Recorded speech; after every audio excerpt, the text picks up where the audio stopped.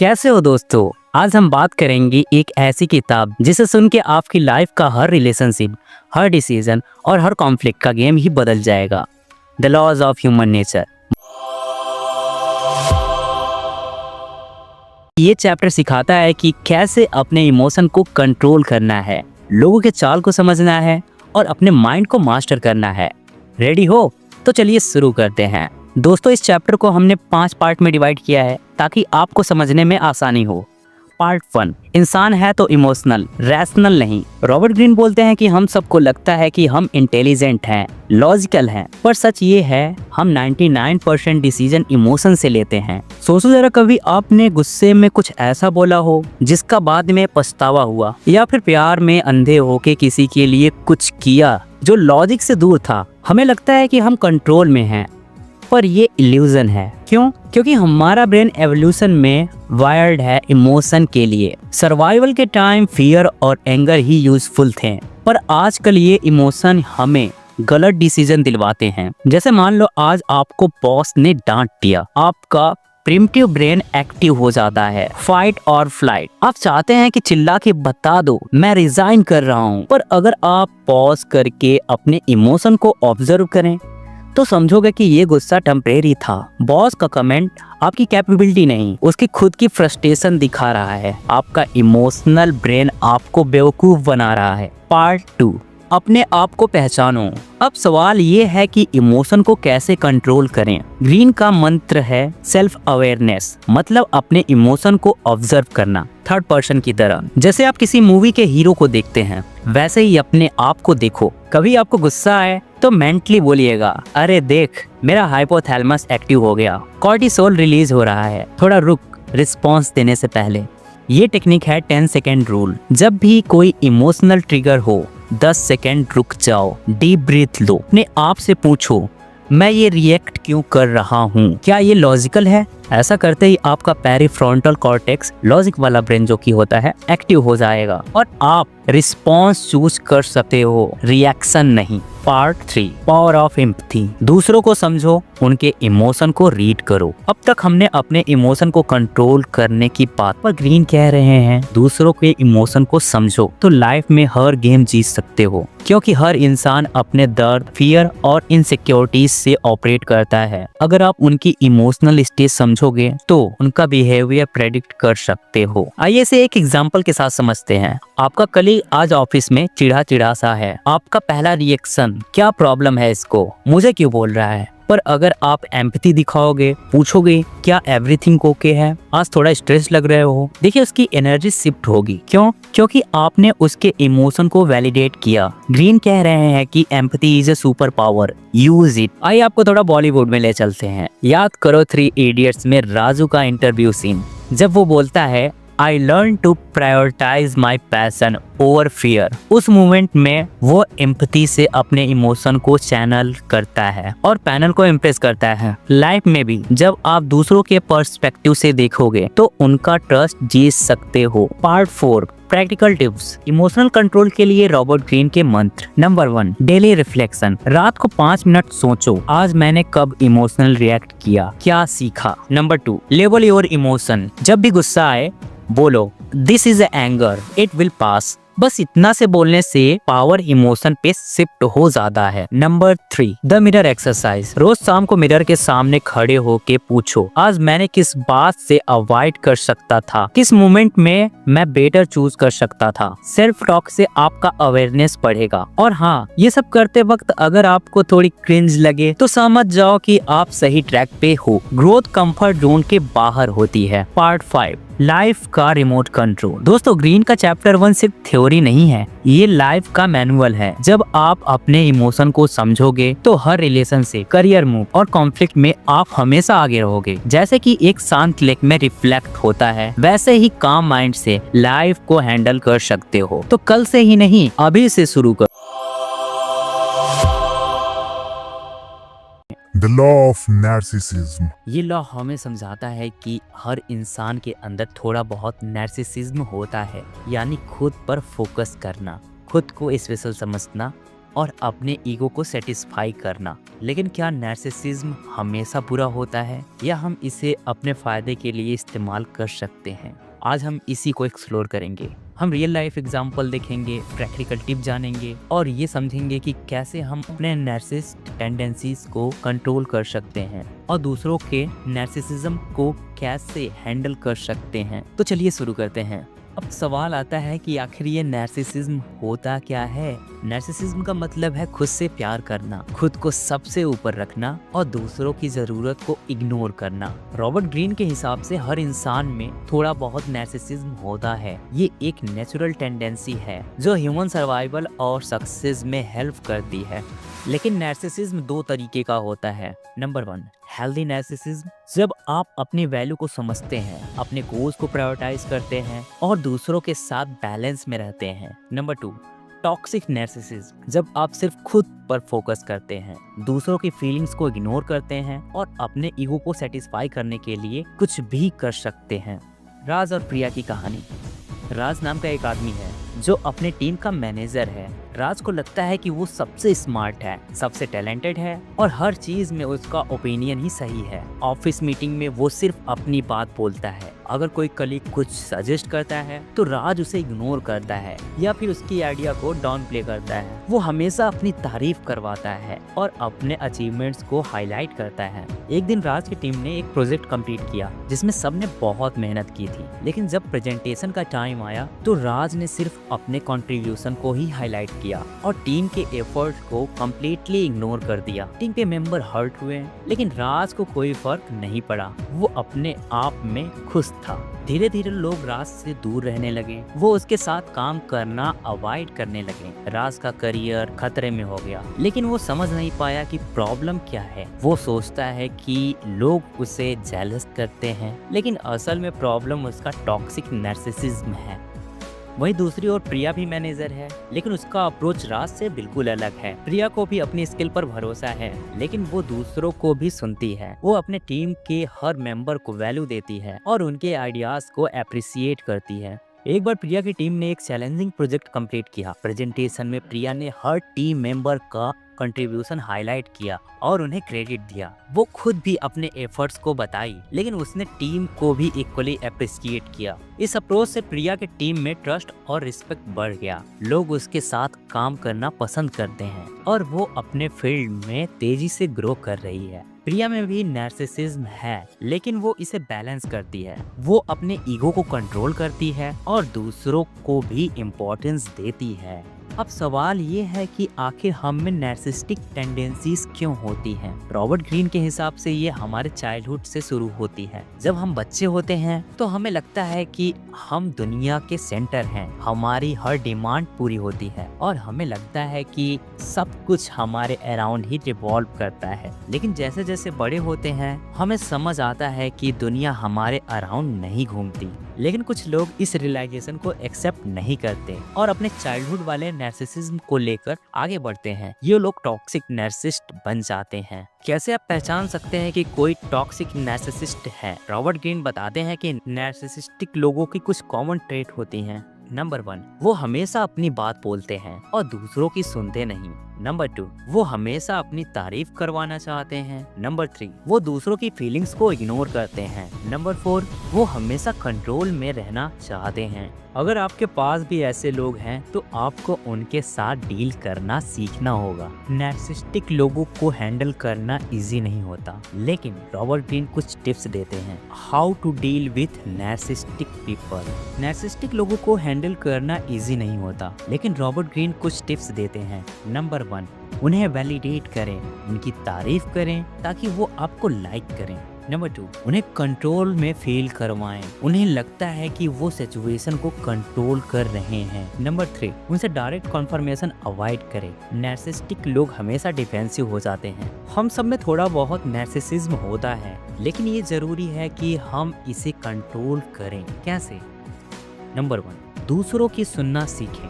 Number 2, अपने ego को पहचान कर उसे कंट्रोल करें। नंबर 3, एम्पैथी डेवलप करें, दूसरों की फीलिंग्स को समझें। ये लॉ आपकी पर्सनल और प्रोफेशनल लाइफ में कैसे हेल्प कर सकता है। Point 1, relationship. अपने पार्टनर को वैल्यू दें और उनकी फीलिंग्स को समझें। Point 2, career. कलीग्स के साथ टीम वर्क करें और उन्हें अप्रिसिएट करें। Point 3, self improvement. अपने नार्सिसिस्टिक टेंडेंसीज को पहचान कर उन्हें इम्प्रूव करें। नेक्स्ट लॉ चैप्टर में ये सिखाया गया है कि हर इंसान अपने डिजायर, अपने इमोशन, अपनी इनसिक्योरिटीज को छिपाने के लिए एक मास्क पहने हुए है और इस मास्क को हम अपनी लाइफ में कैसे सही तरीके से यूज कर सकते हैं। दोस्तों, जैसे कि आप सभी को पता है कि हर पावरफुल इंसान आपको मैनिपुलेट करने के लिए बहुत सारी टेक्निक्स अप्लाई करता है।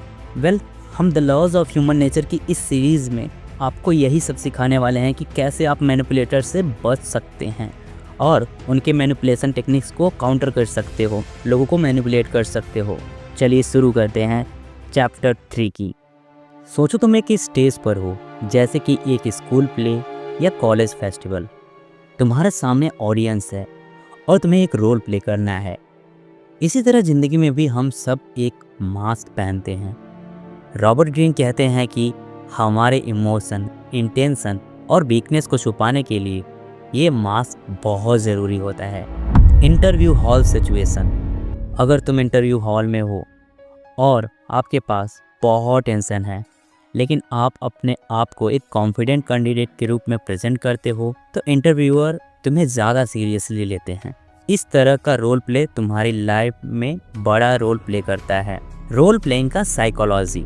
अब बात करते हैं थोड़ी साइकोलॉजी की। हम सब चाहते हैं कि लोग हमारे बारे में एक पॉजिटिव इमेज देखें, पर असल में अक्सर लोग अपनी असली फीलिंग छुपाने के लिए एक मास्क लगा लेते हैं। इस मास्क के पीछे उनकी इनसिक्योरिटीज, जेलसी या कभी कभी उनका हिडन एम्बिशन होता है। Example 2, social media persona. सोचो सोशल मीडिया पर तुम एक परफेक्ट लाइफ दिखाते हो, अच्छे फोटोज, हैप्पी कैप्शंस, लेकिन असल लाइफ में तुम्हें चैलेंजेस और प्रॉब्लम्स फेस करनी पड़ती हैं। ये मास्क जो तुम सोशल मीडिया पर पहनते हो दूसरों को इंस्पायर भी करता है और उन्हें तुमसे कनेक्ट भी करता है। Example 3, office environment. एक और एग्जाम्पल लेते हैं। ऑफिस में अगर आपका बॉस आपसे एग्रेसिव हो रहा है और आप गुस्से में रिएक्ट करते हैं, तो आप अपना इमोशन का कंट्रोल खो देते हैं। लेकिन अगर आप कामली अपना मास्क पहनते हुए रिस्पॉन्ड करते हो, जैसे कि मैं समझ रहा हूँ पर चलो इस पर कामली बात करते हैं, तो आप बॉस की नज़र में एक प्रोफेशनल और कंपोज इंसान बन जाते हो। यहाँ पे मैं एक छोटी सी कहानी शेयर करना चाहता हूँ। एक बार एक कॉलेज स्टूडेंट अर्जुन को अपने ग्रुप प्रोजेक्ट के दौरान एक कलीग ने डेलिब्रेटली प्रोवोक किया। अर्जुन ने तुरंत गुस्सा दिखाया तो उसकी टीम को नुकसान हुआ, लेकिन अगले प्रोजेक्ट में उसने कॉन्शियसली अपने इमोशन को कंट्रोल करके काम और कंपोज रहना शुरू किया। रिजल्ट, टीम का परफॉर्मेंस इम्प्रूव हुआ और सबने उसकी लीडरशिप क्वालिटीज को नोटिस किया। अब बात करते हैं एक और इम्पोर्टेंट स्किल के बारे में, ऑब्जर्वेशनल स्किल। अगर आप सीख जाओ कि लोग अपने मास्क के पीछे क्या छुपा रहे हैं, तो आप उनकी असली पर्सनालिटी और इनसिक्योरिटीज को बेटर समझ सकते हो। Tip 1, facial expression. जब आप किसी से बात कर रहे हो, उनके चेहरे पर होने वाले माइक्रो एक्सप्रेशन, जैसे कि छोटा सा फॉन्ट, आंखों की मूवमेंट, इन सब पर ध्यान दो। ये छोटे सिग्नल्स उनकी असली इमोशन को रिवील कर देते हैं। Tip 2, voice tone and body language. उनकी आवाज़ का टोन या उनका पोस्चर आपको ये बता सकता है कि वो कितने कॉन्फिडेंट हैं, कितने नर्वस हैं। जैसे कि अगर कोई बार बार अपने हाथ फिटगेट करता है, मूवमेंट कर रहा है, हो सकता है कि वो अपनी इनसिक्योरिटीज छुपा रहा हो। एक बार मीरा एक पार्टी में गई। वहाँ पर कन्वर्सेशन के दौरान रोहित बार बार अपनी नजरें इधर उधर कर रहा था, आई कांटेक्ट प्रॉपर नहीं था। मीरा ने सोचा शायद वो अपनी इनसिक्योरिटीज को छुपा रहा है। मीरा ने उसे जेंटली अप्रोच करके उसके बारे में पूछा। धीरे धीरे रोहित ने अपनी असली फीलिंग शेयर करना शुरू किया। इस तरह मीरा ने रोहित के मास्क के पीछे के सच को समझ लिया। अब बात करते हैं इम्प्रेशन मैनेजमेंट की। जैसा कि ग्रीन कहते हैं, हमारे लिए ज़रूरी है कि हम अपनी इमेज को कंट्रोल करें। ये एक तरह का आर्ट है। सबको सही वक्त पर सही मास्क पहनना आना चाहिए। टिप 1, अपना इमेज बनाए रखना। चाहे आप इंटरव्यू दे रहे हो या पार्टी में हो, आपको हर सिचुएशन के हिसाब से अपने इमेज पॉलिश करना होता है। अपने अपीयरेंसेस, बॉडी लैंग्वेज और इवन स्पीच टोन पर ध्यान दो। Interview scenario. एक बार रिया को एक इम्पोर्टेंट जॉब इंटरव्यू देना था। उसने अपने ड्रेस सेंस, ग्रूमिंग और इवन स्पीकिंग स्टाइल पर काफ़ी काम किया। इंटरव्यू के दौरान उसने अपने इमोशन को कंट्रोल करते हुए कॉन्फिडेंट और कंपोज बिहेवियर दिखाया। रिजल्ट, उससे जॉब ऑफर मिल गया। Practical tip 2, selective disclosure. ये मत सोचो कि आपको अपनी सारी पर्सनल डिटेल सबके साथ शेयर करनी है। कुछ इन्फॉर्मेशन को छिपाना भी एक आर्ट है। इससे लोग आपसे ज़्यादा क्यूरियस रहते हैं और आपके प्रति रिस्पेक्ट भी बढ़ती है। तो दोस्तों, रोल प्लेइंग का आर्ट सीखने के बहुत फ़ायदे हैं। ये ना सिर्फ आपको पर्सनल रिलेशनशिप में हेल्प करता है, बल्कि प्रोफेशनल लाइफ में भी आपको एक स्ट्रेटेजिक एडवांटेज देता है। Benefit 1, influence and persuasion. जब आप अपने इमोशन को कंट्रोल करके एक मास्क पहनते हो, आप दूसरों पर अपना इन्फ्लुएंस बढ़ा सकते हो। लोग आपकी कामनेस और कंपोजर देखकर आपको नेचुरली फॉलो करते हैं। Benefit 2, conflict resolution. जब आप अग्रेसिव या इमोशनल हो जाते हो, कॉन्फ्लिक्ट बढ़ जाते हैं। लेकिन अगर आप अपने मास्क पहनते हुए और काम रहते हो, तो आप मिसअंडरस्टैंडिंग को इजीली रिजॉल्व कर सकते हो। एग्जाम्पल के साथ समझते हैं। एक बार समीर और प्रिया के बीच मिसअंडरस्टैंडिंग हो गई थी। समीर ने अपने इमोशन को कंट्रोल करके कामली बातचीत शुरू की और अपना रियल मास्क दिखाया। इससे उनके बीच का गैप कम हुआ, रिलेशनशिप स्ट्रांग हुई। प्रैक्टिकल टिप और डेली एक्सरसाइजेस। अगर आप चाहते हो कि आप अपने रोल प्लेइंग स्किल को इम्प्रूव करो, तो कुछ डेली एक्सरसाइजेस अडॉप्ट करो। ये प्रैक्टिकल टिप आपको एवरीडे लाइफ में हेल्प करेंगे। Tip 1, mirror practice. हर दिन अपने आप को मिरर में देखो, अपने एक्सप्रेशंस, बॉडी लैंग्वेज और गेस्चर ऑब्जर्व करो। सोचो कि अगर आप किसी इंटरव्यू या मीटिंग में होते तो आप कैसे दिखते। Tip 2, role playing in small group. अपने दोस्तों के साथ रोल प्लेइंग गेम खेलो। छोटा सा सिनेरियो क्रिएट करो, जैसे कि एक मॉक इंटरव्यू या एक डिफिकल्ट कन्वर्सेशन, और अपने इमोशन को कंट्रोल करने का प्रैक्टिस करो। Tip 3, journaling. दिन भर के एक्सपीरियंसेस को लिखो और एनालाइज करो कि कौन से मोमेंट में आपने अपने इमोशन पे कंट्रोल रखा और कौन से मोमेंट में आप अपने मास्क गिरा दिए। इससे आपको सेल्फ अवेयरनेस बढ़ेगी। टिप 4, फीडबैक लो। आप अपने क्लोज फ्रेंड या मेंटोर से फीडबैक ले सकते हो। पूछो कि उन्होंने आपके बिहेवियर में क्या ऑब्जर्व किया और कैसे आप अपने इम्प्रेशन को और बेहतर बना सकते हो। तो दोस्तों, रॉबर्ट ग्रीन के chapter 3 the laws of role playing के की पॉइंट ये थे। नंबर 1, हर इंसान अपने इमोशन और इनसिक्योरिटीज को छुपाने के लिए एक मास्क पहनता है। नंबर 2, इस मास्क को समझकर आप दूसरों के ट्रू इंटेंशंस को पढ़ सकते हो। नंबर 3, अपने इमोशन को कंट्रोल करके आप अपने प्रोफेशनल और पर्सनल रिलेशनशिप में ज़्यादा इन्फ्लुएंस क्रिएट कर सकते हो। नंबर 4, डेली प्रैक्टिस और सेल्फ ऑब्जर्वेशन से आप अपने रोल प्लेइंग स्किल को शार्पन कर सकते हो। ये स्किल सिर्फ एक थियोरेटिकल कॉन्सेप्ट नहीं, बल्कि रियल लाइफ में भी आपकी सक्सेस का सीक्रेट वेपन बन सकता है।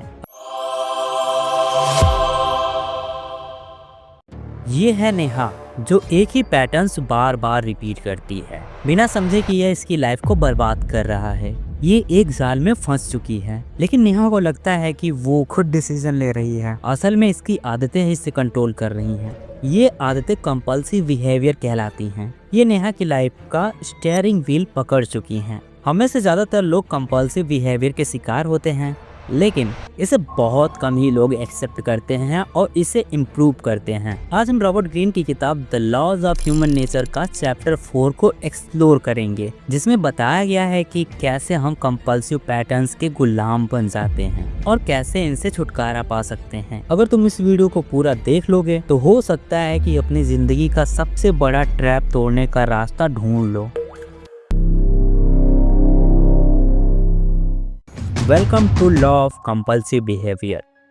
आज हम देखेंगे कैसे इंसान अपने कैरेक्टर के गुलाम होते हैं और कैसे तुम इस ट्रैप से बाहर निकल सकते हो। तुम्हारा प्रेजेंट सिर्फ तुम्हारी चॉइस का रिजल्ट नहीं है। तुम्हारा प्रेजेंट तुम्हारे पास्ट की प्रोग्रामिंग का आउटपुट है और सबसे ज़्यादा डेंजरस प्रोग्रामिंग वो होती है जो तुम्हें पता भी नहीं होता कि हो रहा है। एक छोटा बच्चा जब पैदा होता है उसके पास कोई फिल्टर नहीं होता। वो हर चीज़ को डायरेक्टली एब्जॉर्ब करता है, बिना समझे, बिना एनालाइज किए। जब पेरेंट्स लड़ते हैं बच्चा सोचता है शायद मेरी गलती है। जब इग्नोर किया जाता है वो समझता है कि शायद मैं लवेबल नहीं हूँ। जब ओवर प्रोटेक्ट किया जाता है वो समझता है दुनिया बहुत डेंजरस जगह है। ये बिलीफ सबकॉन्शियस में सीड की तरह लग जाते हैं और जैसे जैसे बच्चा बड़ा होता है उन सीड से पैटर्न्स बन जाते हैं। अब चाहे उसका एनवायरनमेंट बदल भी जाए उसका दिमाग का सॉफ्टवेयर वही पुराना ही रहता है। सोचो तुम्हारा दिमाग एक कंप्यूटर है।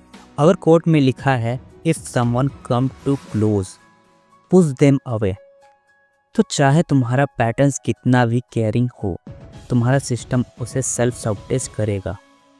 You are not reacting to reality, you are reacting to old programming.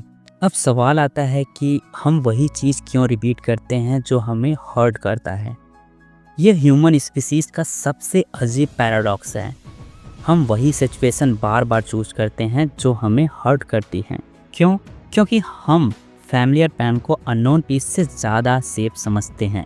अगर तुम्हारा चाइल्डहुड इनसिक्योर था तुम्हारा दिमाग सिक्योर रिलेशनशिप को सस्पिशियस समझेगा। अगर तुम्हें हमेशा क्रिटिसाइज किया गया हो तुम्हें एप्रिसिएशन अनकंफर्टेबल लगेगा। तुम अपने ही दुख के आदत बन चुके हो और वो आदत कंपल्सिव बिहेवियर में बदल जाती हैं। अब तुम सोच रहे होगे कि ये सब तो हम चेंज कर सकते हैं। हाँ, चेंज पॉसिबल है, पर जब तक तुम कॉन्शियसली अपने पैटर्न्स को पकड़कर एनालाइज नहीं करते तुम सिर्फ सरफेस पे ही चेंज कर पाओगे। रियल चेंज तब होता है जब तुम ये समझ पाओ कि तुम्हारे हर रिएक्शन का सोर्स क्या है। अदिति 22 साल की एक इंटेलिजेंट स्वीट लड़की थी। हर बार जब कोई उसके करीब आता वो इमोशनली डिस्टेंट हो जाती। उसने कभी कमिटमेंट नहीं निभाया, पर जब लोग उसे छोड़ के जाते वो टूट जाती थी। थेरेपिस्ट ने पूछा तुम क्या फील करती हो जब कोई तुमसे प्यार करता है? उसका जवाब था I don't feel, I deserve it, I wait for it to go wrong. उसका patterns reject before being rejected. Childhood में इमोशनली अनअवेलेबल पेरेंट्स ने उसके दिमाग में ये बिलीफ डाल दिया था क्लोजनेस इक्वल टू डेंजर। एक और एग्जाम्पल के साथ समझते हैं। फैज़ान हर किसी के साथ ओवरली पोलाइट था, सबकी मदद करता था, कभी ना नहीं कह पाता था। लोग उसे अप्रिसिएट करते थे पर वो अंदर ही अंदर एग्जॉस्ट रहता था क्योंकि उसके सबकॉन्शियस में था अगर मैं लोगों को खुश नहीं रखा तो वो मुझे छोड़ देंगे। अब आते हैं प्रैक्टिकल टूल पर। तुम अपना पैटर्न्स कैसे आइडेंटिफाई कर सकते हो? Step 1 repeat analysis. तुम्हारी लाइफ में कौन सी सिचुएशन बार बार रिपीट हो रही है? हर बार क्यों सेम टाइप्स का आउटकम आ रहा है? Step 2 trigger mapping. कौन सी सिचुएशन तुम्हारा इमोशनल ट्रिगर ऑन कर देता है, जैसे क्रिटिसिज्म, रिजेक्शन, प्रेशर और अकेलापन। Step 3 origin recall. पहली बार वो इमोशन कब फील हुआ था? तुम्हारा रिएक्शन आज भी वही है जो तुमने बचपन में सीखा था। Step 4 external feedback. तुम्हारे क्लोज फ्रेंड तुम्हारे बारे में क्या बोलते हैं, जैसे कि तू खुद ही अपना दुश्मन है। यह 4 स्टेप तुम्हें मिरर दिखाएंगे जिसमें तुम्हारा असली कंपल्सिव बिहेवियर रिफ्लेक्ट होगा। तो अब बात सिर्फ समझने की नहीं है, अब बात है उस पैटर्न्स को तोड़ने की, और उसके लिए तुम्हें अपने दिमाग का पूरा ऑपरेटिंग सिस्टम बदलना होगा। Step 1 awareness is a half of core. तुम्हारा सबकॉन्शियस पैटर्न तब तक तुम्हें कंट्रोल करेगा जब तक तुम उसे ऑब्जर्व नहीं करते। नेक्स्ट टाइम जब तुम किसी फैमिलियर रिएक्शन में जाने लगो, जैसे कि गुस्सा, self doubt, people pleasing, pause करो और खुद से पूछो ये मेरी चॉइस है या पुराना प्रोग्रामिंग? क्या मैं फिर से वही कर रहा हूँ जो हर बार करता हूँ? जब तुम ऑब्जर्वर बन जाते हो तभी तुम क्रिएटर बन सकते हो। Step 2 interrupt the loop. हर पैटर्न्स एक स्टिमुलस रिएक्शन लूप होता है। Stimulus equal to trigger, reaction equal to तुम्हारा डिफॉल्ट बिहेवियर। तुम्हें बीच का स्पेस बनना है, पॉज एंड रिप्लेस ट्रिगर। किसी ने तुम्हें इग्नोर किया, डिफॉल्ट रिएक्शन, तुम इमोशनली शट डाउन हो जाते हो। नया रिस्पॉन्स क्या हो सकता है? Observe, take a breath, respond calmly या एक्सप्रेस क्लियरली। हर बार जब तुम पैटर्न्स को इंटरप्ट करते हो, तुम्हारा दिमाग एक नया न्यूरल पाथवे बनाता है और बार बार करने से यही नया डिफॉल्ट बन जाता है। Step 3, replace patterns with principle. Pattern एक इमोशनल रिएक्शन होता है, प्रिंसिपल एक कॉन्शियस चॉइस होती है। अगर तुम्हारा पैटर्न्स है मुझे सबको प्लेस करना चाहिए, तुम्हारा प्रिंसिपल हो सकता है मेरा पीस लोगों की अप्रूवल से ज़्यादा इम्पोर्टेंट है। अपने नए प्रिंसिपल को लिखो और उसे वॉल पे चिपका दो और उसे अपने लाइफ का डेली मंत्रा बना लो। हर बार जब पैटर्न्स एक्टिव हों, remind yourself your principal.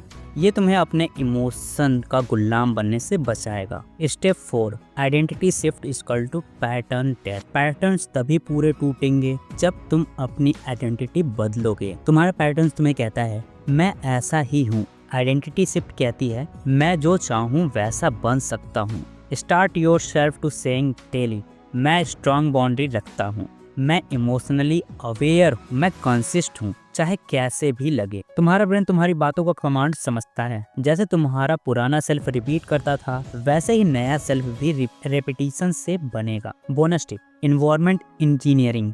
तुम्हारा पैटर्न्स तुम्हारे इन्वायरमेंट से लिंक होता है। अगर तुम टॉक्सिक लोगों के साथ रहते हो या सेम रूटीन के अंदर हो, तुम्हारा पैटर्न्स हमेशा जीतेगा। Change your environment to reflect your new self. नए लोगों से मिलो, नई हैबिट डेवलप करो, नए इनपुट्स डालो। यानी कि बुक समरी सुनो, बुक्स रीड करो और रील्स स्क्रॉलिंग बंद करो। तुम्हारा सबकॉन्शियस तुम्हारे इन्वायरमेंट के बेसिस पे रिवायर होता है। Changing patterns is not motivation, it's a process. अब सवाल आता है कि हम अपनी प्रोग्रेस को कैसे ट्रैक करें। तुमने पैटर्न्स पकड़ा, तुमने उसे तोड़ना स्टार्ट किया। तुम्हारा पुराना पैटर्न्स एक हाईवे की तरह है, स्मूथ, इजी और ऑटोमेटिक। तुम्हारा नया बिहेवियर एक कच्चा रास्ता है जिसमें लगातार चलना पड़ता है। कभी कभी तुम फिर से पुराने पैटर्न्स में जाओगे और वो गलत नहीं है। The goal is not to be perfect, the goal is to be catch yourself faster every time. तुम्हारा रियल बैटल किसी और के साथ नहीं था, तुम्हारा सबसे बड़ा फाइट तुम्हारे खुद के अगेंस्ट था। ये चैप्टर सिर्फ एक लॉ नहीं है, ये एक मिरर है। तुम्हारा फ्यूचर वही होगा जो तुम्हारा पैटर्न्स अलाउ करेगा या तुम्हारा प्रिंसिपल बनाएगा। The laws of human nature का चैप्टर 5। इस चैप्टर में रॉबर्ट ग्रीन कहते हैं कि लोग उन चीज़ों को चाहते हैं जो दूर होती हैं, जो रेयर होती हैं, जो थोड़ा एक्सक्लूसिव होती हैं। जो मिल गया उसका चार्म खत्म, जो नहीं मिला उसका जुनून शुरू। तो सवाल ये है, क्या तुम इतने एक्सेसिबल हो कि लोग तुम्हें ग्रांटेड लेने लगे हैं, या तुमने अपने अंदर वो मिस्ट्री, वो डिस्टेंस, वो चार्म बनाया है जो लोगों के दिलों में जगह बनाता है बिना कुछ कहे। हम उस चीज़ को ज़्यादा चाहते हैं जो हमारे हाथ से थोड़ी दूर होती है। डिज़ायर एक छोटी सी फीलिंग लगती है और असली में ये ह्यूमन बिहेवियर की इग्निशन पॉइंट है। किसी भी प्रोडक्ट का क्रेज हो, किसी सेलिब्रिटी का चार्म हो या किसी इंसान की तरफ अट्रैक्शन, सबके बीच में एक चीज़ कॉमन होती है, उनकी एक्सेसिबिलिटी लिमिटेड होती है। द पैराडॉक्स ऑफ डिज़ायर एक साइकोलॉजिकल फेनोमेना होता है, हेडनोइक एडॉप्शन। इसका मतलब है इंसान किसी भी चीज़ का आदत डाल लेता है अगर वो उसके पास लगातार रहे। तुम्हारा नया फ़ोन, नई बाइक, पहले दिन वाव लगती है, एक महीने बाद नॉर्मल। एक लड़का लड़की तुमसे रोज़ बात करे, तुम्हारा इंटरेस्ट धीरे धीरे कम होने लगता है। लेकिन जो तुमसे दूर रहता है, थोड़ा अनअवेलेबल होता है, अनप्रिडिक्टेबल है, उसके बारे में सोचना बंद नहीं होता। रॉबर्ट ग्रीन कहते हैं जितनी ज़्यादा एक्सेसिबिलिटी उतना कम चार्म, जितनी ज़्यादा मिस्ट्री उतना ज़्यादा attraction. Mirror neurons and social proof. तुमने नोटिस किया होगा जब कोई चीज़ वायरल होती है सब उसके पीछे पागल हो जाते हैं। एक मूवी का सीन, एक ट्रेलर, एक इंस्टा ट्रेंड, सब लोग उसी के पीछे भाग रहे होते हैं। क्यों? क्योंकि हमारे ब्रेन में होती है मिरर न्यूरॉन्स जो दूसरे के इमोशन को मिरर करती है। अगर हम देखते हैं कि किसी चीज़ के लिए सब क्रेजी हैं तो हमारा ब्रेन भी उस चीज़ को हाई वैल्यू मानने लगता है। तो अगर तुम अपने आप को थोड़ा रियर बना देते हो और लोगों के रिएक्शन को एम्पलीफाई करते हो तो तुम ऑटोमेटिकली डिजायरेबल बन जाते हो बिना कुछ ज्यादा किए। डोपामिन एंड चेज मैकेनिज्म, ये सबसे इम्पोर्टेंट पार्ट है। डिजायर का रिलेशन डोपामिन से होता है जो एक एंटिसिपेशन केमिकल है। जब कोई चीज फुल्ली मिल जाती है डोपामिन ड्रॉप हो जाता है, लेकिन जब कोई चीज मिले या ना मिले उसका सस्पेंस बना रहे तो डोपामिन पीक पे होता है। इसलिए लोग उन लोगों के पीछे ज्यादा अट्रैक्ट होते हैं जिनका बिहेवियर अनप्रेडिक्टेबल हो। कभी रिप्लाई आया, कभी नहीं, कभी अटेंशन मिला, कभी इग्नोर। ये अनसर्टेनिटी ही लोगों के दिमाग में ऑब्सेशन क्रिएट करता है। स्कैरिटी प्रिंसिपल एक साइकोलॉजिकल बायस होता है। स्कैरिटी बायस, हम उन चीज़ों की वैल्यू ज़्यादा मानते हैं जो रेयर हो। Limited edition product, exclusive club, VIP access, सब इसी प्रिंसिपल पे चलते हैं। तुम भी अगर हर किसी को टाइम दोगे, हर चीज को ओपनली शेयर करोगे तो तुम्हारा वैल्यू घटेगा। लेकिन अगर तुम अपने प्रेजेंस, अपने इमोशन, अपने रिस्पॉन्स को कंट्रोल करते हो तो लोग तुम्हारी एक झलक के लिए तरसने लगेंगे। क्लियोपेट्रा इजिप्ट की रानी थी, लेकिन उनका असली शस्त्र था डिस्टेंस और अलर्ट। जूलियस कैसर और बाद में मार्क एंटोनी जैसे पावरफुल रोमन जनरल्स उनके चार्म के पीछे पागल हो गए। क्यों? क्या क्लियोपेट्रा दुनिया की सबसे खूबसूरत औरत थी? नहीं, लोग कहते हैं उनका ब्यूटी एवरेज था, पर उनका प्रेजेंटेशन रॉयल था। उसकी प्रेजेंस रेयर थी और उसका एंट्री स्टाइल एक रॉयल इवेंट बनता था। एक बार जब उसने केसर से मिलने का प्लान बनाया तो वो किसी प्राइवेट रूम में क्वाइटली नहीं मिली। उसने अपने आप को एक गोल्डन कॉर्पेट में लपेट के भेजा जिसे कैसर के सामने खोला गया। बूम, और रॉयल सरप्राइज। सब कुछ एक ही मोमेंट में। Mystery, drama, anticipation. लेसन, कभी भी अपने आप को इजिली एसेसिबल मत बनाओ। हर इंटरेक्शन को मेमोरेबल और रेयर बनाओ। बॉलीवुड एंड इंस्टाग्राम कल्चर, तुमने नोटिस किया होगा कुछ सेलिब्रिटीज हर वक्त इंस्टा पे पोस्ट करते हैं। हर पार्टी, हर जिम पिक, हर आउटफिट, सब कुछ दिखाते हैं। एक टाइम के बाद लोग बोर हो जाते हैं। लेकिन कुछ लोग जैसे कि आमिर खान, विक्रांत मैसी या हॉलीवुड में कैन्यू रिवेस, इनकी लाइफ एक मिस्ट्री है। ये हर छोटी चीज दिखाते नहीं। इसी वजह से ये सब स्क्रीन पे आते हैं या कोई इंटरव्यू देते हैं तो लोग ऑब्सेस करते हैं। वैल्यू तभी बनती है जब सप्लाई लिमिटेड हो। लेसन, सब कुछ पोस्ट मत करो, हर फीलिंग शेयर मत करो। थोड़ा छुप के रहना, अपनी लाइफ के कुछ हिस्सों को प्राइवेट रखना तुम्हें और ज्यादा डिजायरेबल बनाएगा। अब बात करते हैं इस ग्रुप ऑफ 16 to 26 के लोग कैसे इसका यूज कर सकते हैं। कॉलेज लाइफ, कॉलेज में लोग या तो ज्यादा लाउड हो जाते हैं या कम्प्लीटली इनविजिबल। दोनों एक्सट्रीम खतरनाक हैं। अगर तुम हर जगह हो, हर पार्टी, हर गॉसिप्स, हर स्टोरी, तो तुम प्रिडिक्टेबल हो जाते हो। पर अगर तुम सिलेक्टिव हो, हर पार्टी अटेंड नहीं करते, हर किसी को अपने बारे में नहीं बताते, अपने वाइब में कॉन्फिडेंट हो, तो लोग ऑटोमेटिकली तुम्हारे बारे में सोचना शुरू कर देते हैं। मिस्ट्री इज मैग्नेटिक, जो सबको नहीं दिखता उसमें सब इंटरेस्ट लेते हैं। प्रो टिप, हर किसी को अपना रूटीन, फीलिंग या पास्ट मत बताओ। जितनी क्यूरियोसिटी तुम जनरेट करोगे उतना लोग तुमसे चिपकने लगेंगे without you chasing them.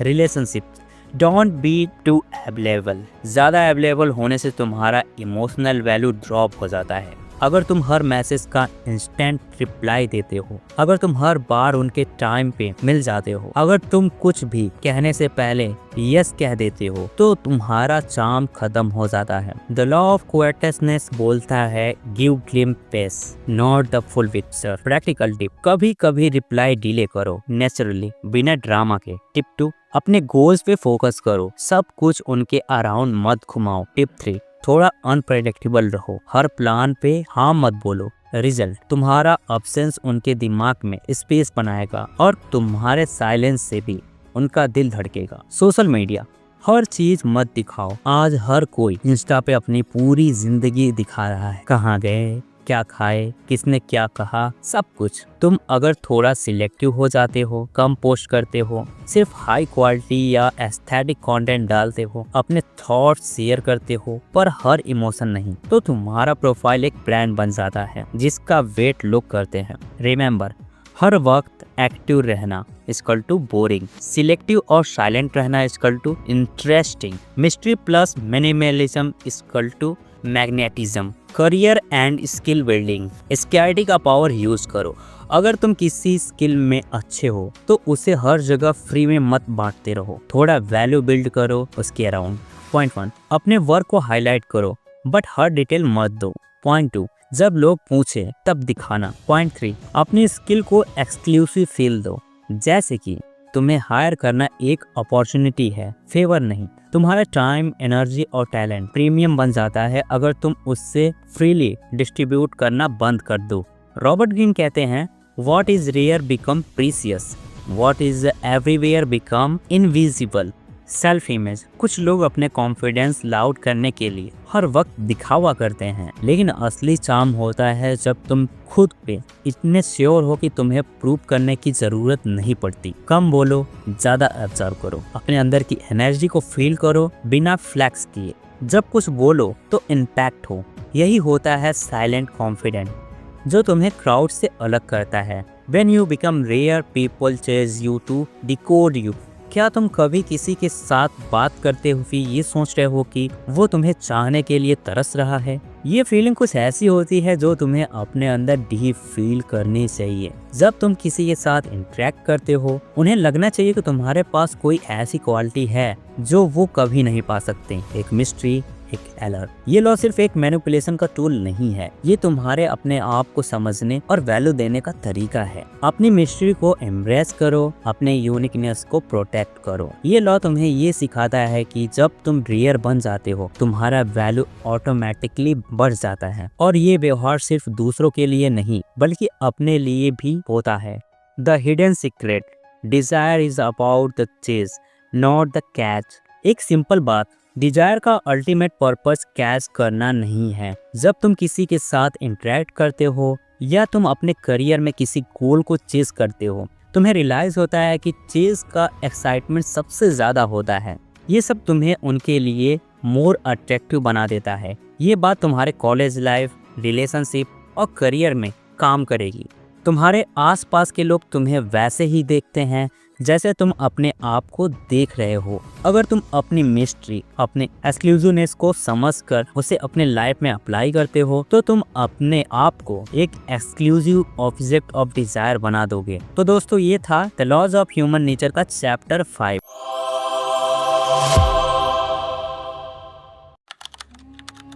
Italy का एक छोटा सा गांव कैने, एक तरफ है रोमन एम्पायर, दुनिया की सबसे ताकतवर आर्मी, दूसरी तरफ एक आउटसाइडर, एक विजनरी जर्नल हनेबल बर्का। रोमन लोग गुस्से में थे, उन्हें बस एक ही चीज़ चाहिए थी, तुरंत जीत। हम पावरफुल हैं, हम अनबीटेबल हैं, वो अपने आप से कहते हैं। और इस घमंड में बिना सोचे समझे, बिना प्लानिंग के 80,000 रोमन सोल्जर्स ने एक स्ट्रेट फॉरवर्ड अटैक लॉन्च कर दिया।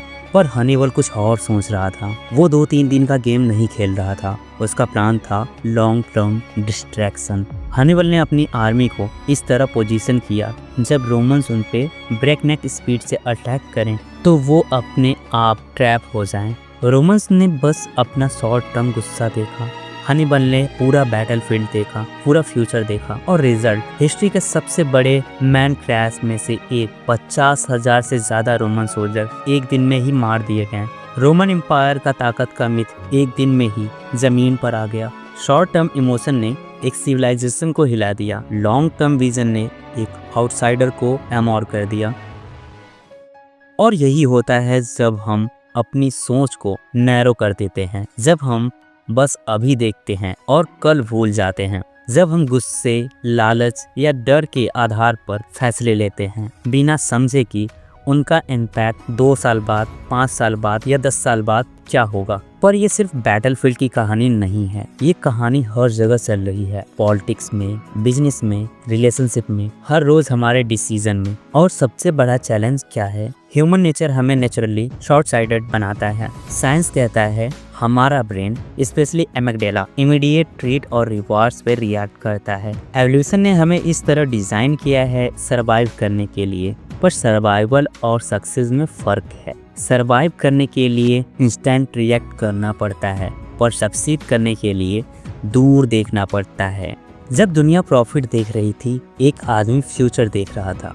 सेटल एक छोटा सा गैराज, एक नर्डी सा आदमी अपने कंप्यूटर पे कुछ टाइप कर रहा था। लंबे लंबे सपने, गोल गोल स्पेस और दुनिया भर के रिस्क। नाम था जेफ बेजोस। तब दुनिया में सबको लगता था इंटरनेट एक फैशन है, 2-4 साल चलेगा फिर खत्म।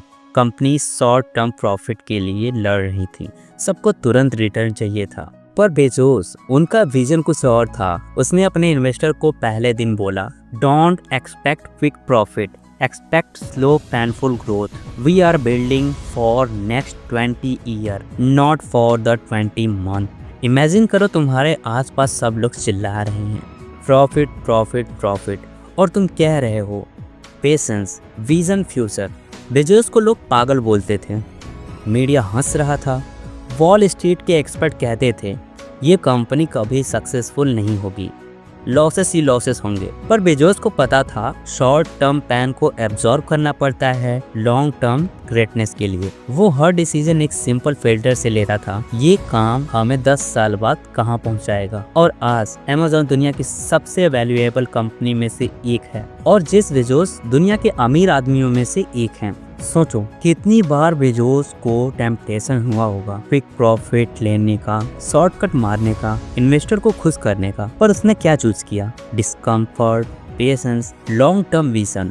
और ये इतना आसान नहीं है जितना लगता है, क्योंकि हमारा ब्रेन हमें नेचुरली इमीडिएट ग्रेटिफिकेशन की तरफ खींचता है। साइंटिफिक स्टडीज कहती हैं ह्यूमन बीइंग के डिसीजन मेकिंग एरियाज जैसे कि पेरिफ्रंटल कॉर्टेक्स लॉन्ग टर्म प्लानिंग के लिए रिस्पॉन्सिबल होते हैं। जब हम फियर में होते हैं, हमारा ब्रेन ऑटोमेटिक मोड में चला जाता है, और ऑटोमेटिक मोड में हम बस अभी देखते हैं, कल नहीं। इसलिए ज्यादातर लोग जब प्रेशर में होते हैं वो गलत डिसीजन ले लेते हैं। रिलेशनशिप में इम्पल्स रिएक्शन, करियर में इजी शॉर्टकट, बिजनेस में quick profit. Short term thinking comfortable लगता है, पर वो हमें इनविजिबल ट्रैप में डाल देता है। शॉर्ट टर्म कंफर्ट से हमें लॉन्ग टर्म का रिग्रेट मिलेगा, और लॉन्ग टर्म पेशेंस से हमें जिंदगी भर की ग्रेटनेस मिलेगी। ये एक सिंपल फार्मूला है, लेकिन सिर्फ कुछ लोग ही इस फार्मूले को अपने ब्लड में डाल पाते हैं। अपने दिमाग को फ्यूचर मोड पे कैसे सेट करें? चलो एक सिंपल सा एक्सपेरिमेंट करते हैं। अपनी आंखें बंद करो और सोचो, मैं 5 साल बाद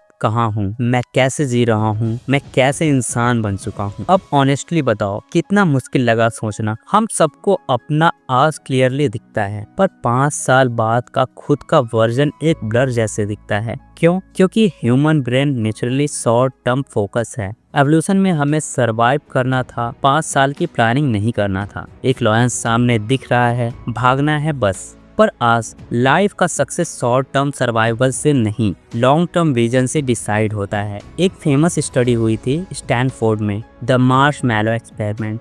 बच्चों को एक मार्शमैलो दिया गया और बोला गया तुम अभी खा सकते हो या थोड़ा रुक जाओ, तो तुम्हें 2 मार्शमैलो मिलेंगे। गेस करो क्या हुआ? जो बच्चे अपने टेम्पटेशन पे कंट्रोल कर पाए, उन्होंने अपनी लाइफ में बेटर करियर बनाए, हेल्दी रिलेशनशिप क्रिएट की, फाइनेंशियली ज्यादा सक्सेसफुल रहे। सिंपल सी बात थी, delay gratification equal to long term success. और जो नहीं रुक पाए, उनकी लाइफ में इम्पल्सिवनेस और रिग्रेट का पैटर्न्स बना रहा। अगर तुम भी अपने दिमाग को लॉन्ग टर्म विजन मोड पे सेट करना चाहते हो, तो ये कुछ सिंपल हैक हैं जो तुम्हारी लाइफ बदल सकते हैं। Number 1, time travel exercise.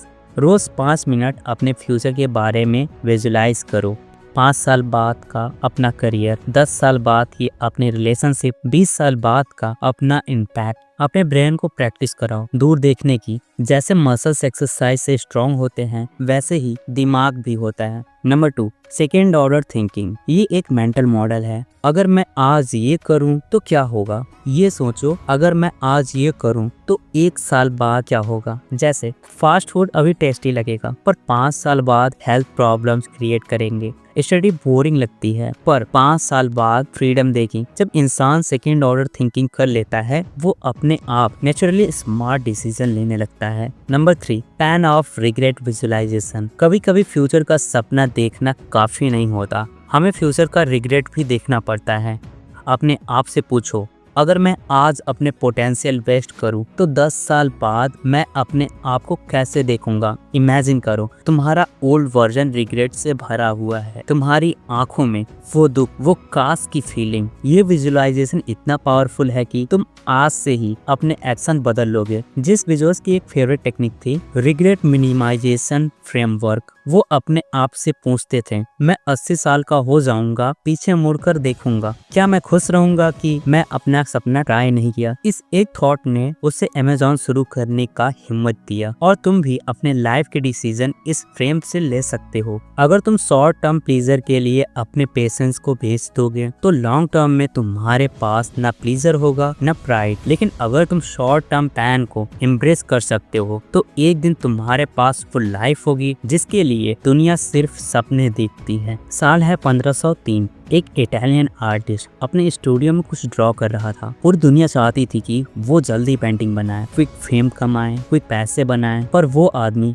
Patience और परफेक्शन का सिंबल बन गया। नाम था लियोनार्डो दा विंची। उसने अपने मास्टरपीस मोनालिसा बनाने में 4 साल लगा दिए और कहते हैं वो जिंदगी भर उस पेंटिंग को रिफाइन करते रहे। जब दुनिया शॉर्ट टर्म ग्लोरी ढूंढ रही थी, लियोनार्डो अपना नाम हिस्ट्री के पेज में लिख रहा था। मैं तुमसे एक सवाल पूछता हूँ, क्या तुम अपने दोस्तों, सोसाइटी, इंस्टाग्राम के डोपामिन के सामने अपने सपनों का पेशेंस रख सकते हो? क्या तुम 6 महीने, 1 साल, 5 साल तक बिना फायदे के काम कर सकते हो? क्या तुम वो विजनरी बन सकते हो जिससे दुनिया समझने में 10 साल लगाए? अगर हाँ तो याद रखना, दुनिया तुम्हें आज इग्नोर करेगी, कल कंफ्यूज होगी और परसों सेलिब्रेट करेगी। ग्रेटनेस का सीक्रेट कोई फैंसी टेक्निक नहीं है, वो सिर्फ एक सिंपल, painful और बोरिंग लुकिंग एबिलिटी है। To see what other can not see, to believe when other can not believe. और जब ये तुम कर लेते हो तब तुम हिस्ट्री में अपना नाम लिखते हो। तब तुम दुनिया के रूल्स नहीं फॉलो करते, तुम अपने खुद के रूल्स बनाते हो। सोचो तुम एक रेलगाड़ी में बैठे हो, गाड़ी फुल स्पीड में जा रही है पर कोई ड्राइवर नहीं है। विंडोज के सामने ब्लर होता हुआ सीन दिख रहा है और तुम सोच रहे हो मैं कहाँ जा रहा हूँ। अगर तुम अपने फ्यूचर को डिजाइन नहीं करोगे तो दुनिया तुम्हारा फ्यूचर डिजाइन करेगी। और दुनिया का डिजाइन क्या होगा? तुम्हें जल्दी जल्दी काम करना पड़ेगा, तुम्हें चीज थ्रिल के लिए अपनी लाइफ कॉम्प्रोमाइज करनी पड़ेगी। तुम कहीं पहुंचोगे पर शायद वहां नहीं जहां तुम जाना चाहते थे।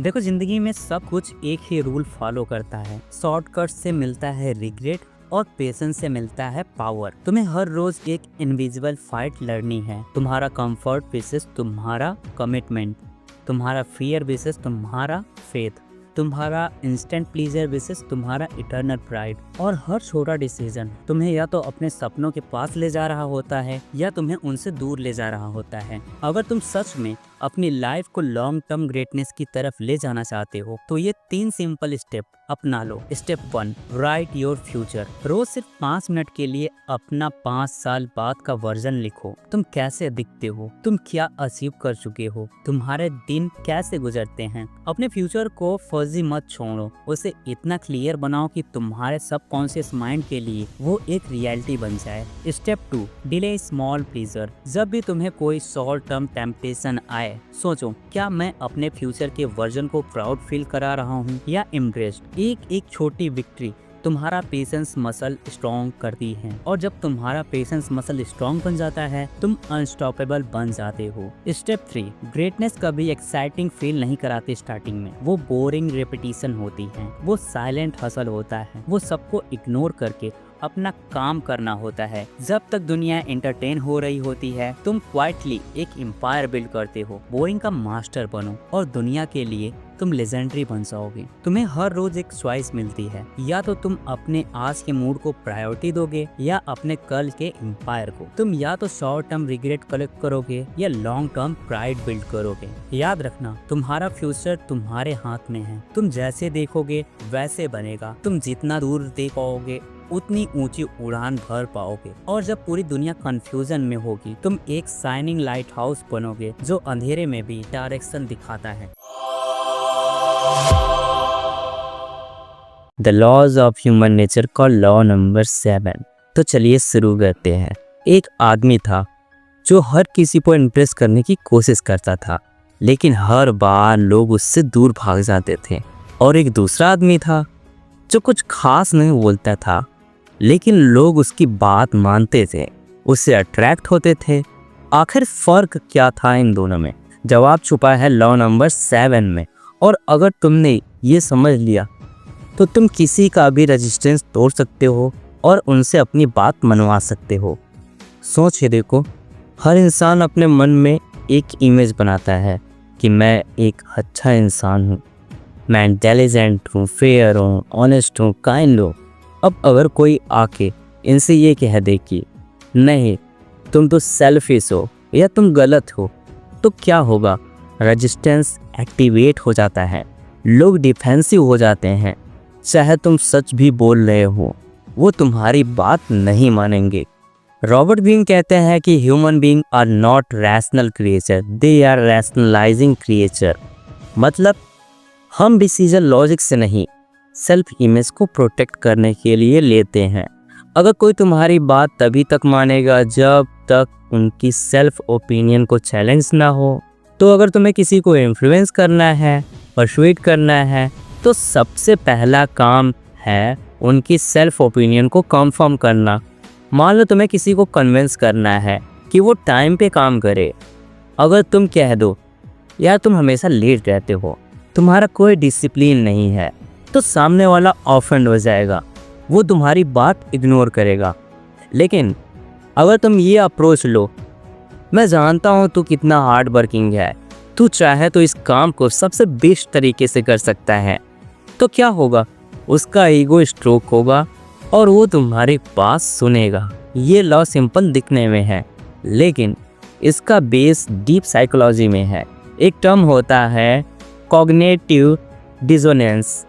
जब किसी का इंटरनल बिलीव किसी एक्सटर्नल रियलिटी से टकराता है तो दिमाग टेंशन महसूस करता है, और वो टेंशन ख़त्म करने के लिए या तो वो तुम्हें इग्नोर करेगा या अपने आप को जस्टिफाई करेगा। लेकिन अगर तुम उसका सेल्फ ओपिनियन कंफर्म कर दोगे तो वो रिलैक्स फील करेगा और तुम्हारी बात मानेगा। रियल वर्ल्ड एग्जाम्पल के साथ समझते हैं। पॉलिटिक्स में नेता लोग कभी ये नहीं बोलते कि तुम्हें बदलना पड़ेगा, वो ये बोलते हैं कि तुम जैसे देशभक्त लोग ही देश को आगे ले जा सकते हैं, चाहे जनता कुछ करे या ना करे।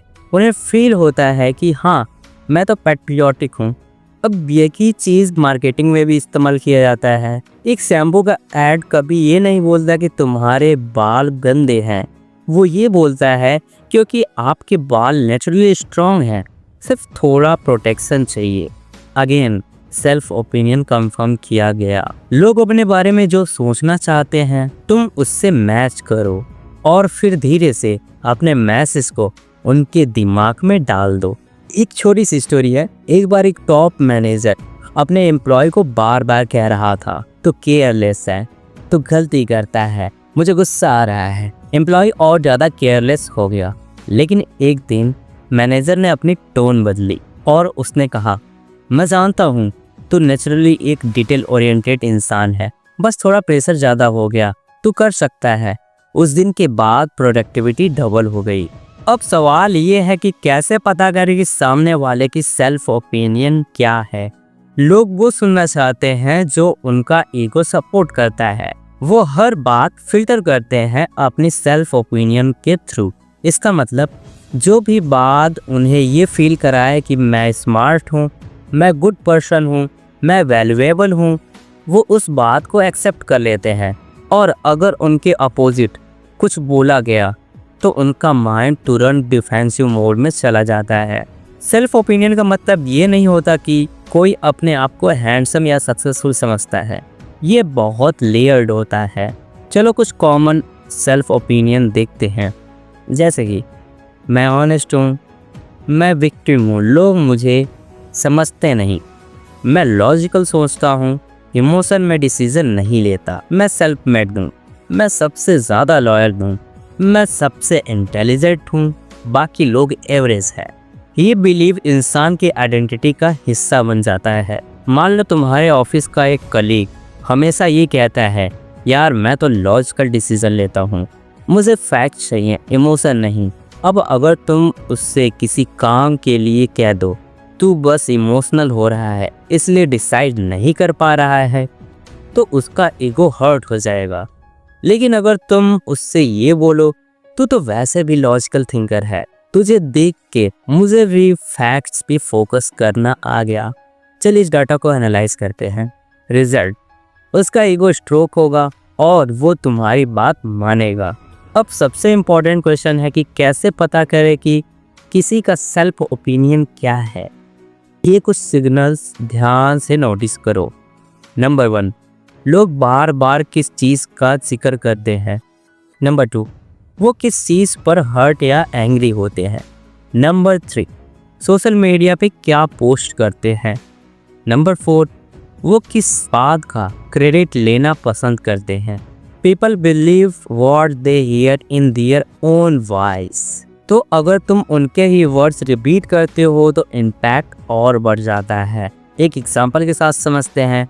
मान लो एम्प्लॉय कहता है मैं छोटी छोटी डिटेल्स पे फोकस करता हूँ, तो तुम कहो हाँ और इसलिए तुझे ये पार्ट देना बेस्ट होगा, तू डिटेल मास्टर है।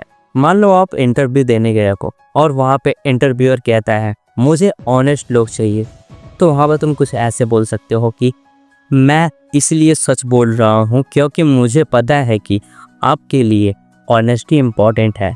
रिजल्ट, तुम्हारा मैसेज उनकी सेल्फ इमेज के अंदर घुस जाता है बिना कॉन्फ्लिक्ट के। अगर तुम्हें किसी का ईगो समझ आ गया तो तुम उसके दिमाग का रिमोट कंट्रोल अब समझ लो। सबसे पहले ये समझना ज़रूरी है कि लोग अपने आप को कैसे देखते हैं। रॉबर्ट ग्रीन कहते हैं एनालिसिस के अकॉर्डिंग लोगों के अंदर कुछ कॉमन आइडेंटिटी टेम्पलेट्स होते हैं और हर टेम्पलेट्स एक इमोशनल लीड के अराउंड बना होता है। ये रहे कुछ कॉमन टेम्पलेट।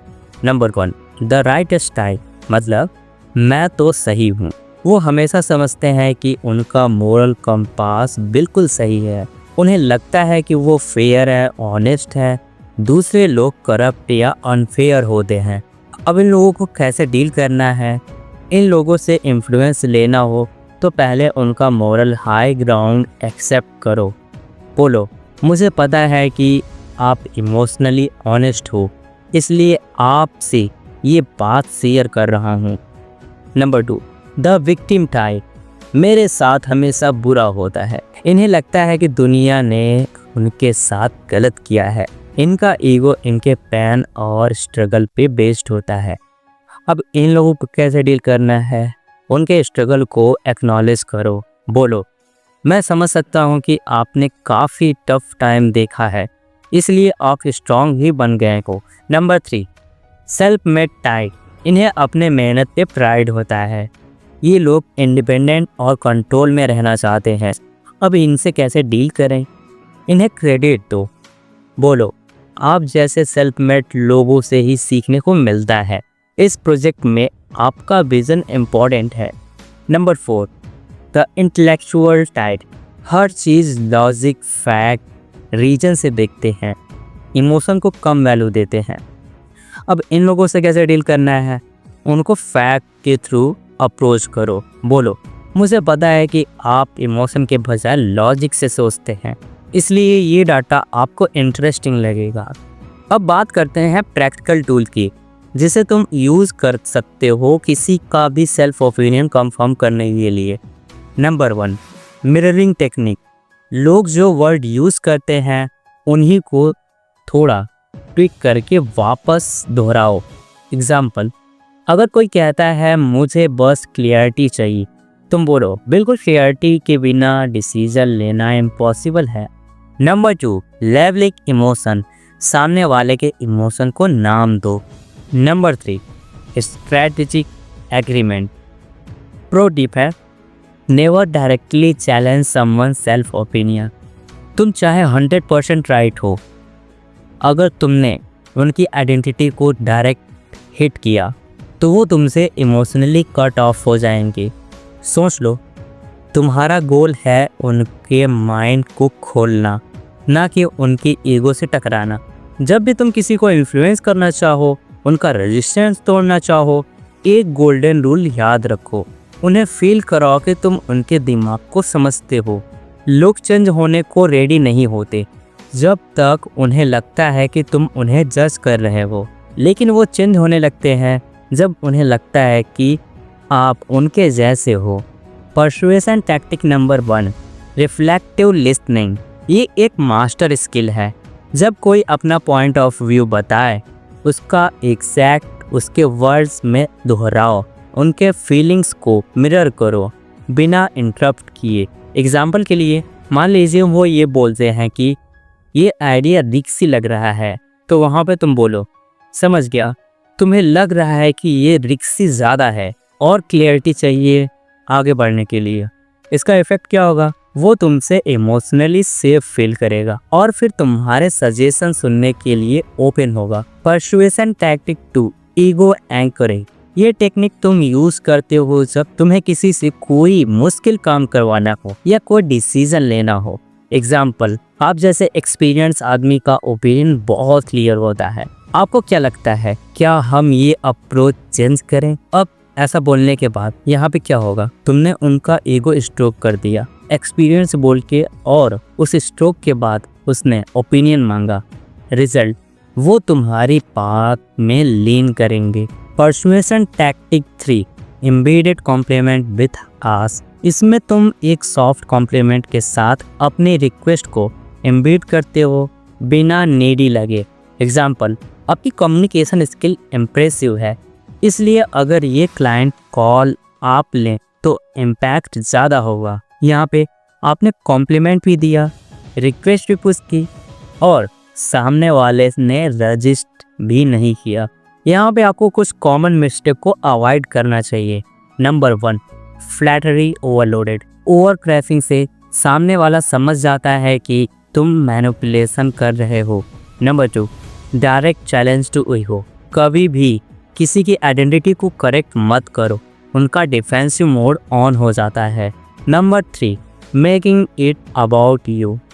मैं चाहता हूँ तुम ये करो बोलने के बजाय बोलो, तुम्हारे जैसे लोगों के लिए ये स्टेप नेक्स्ट नेचुरल मूव होगा।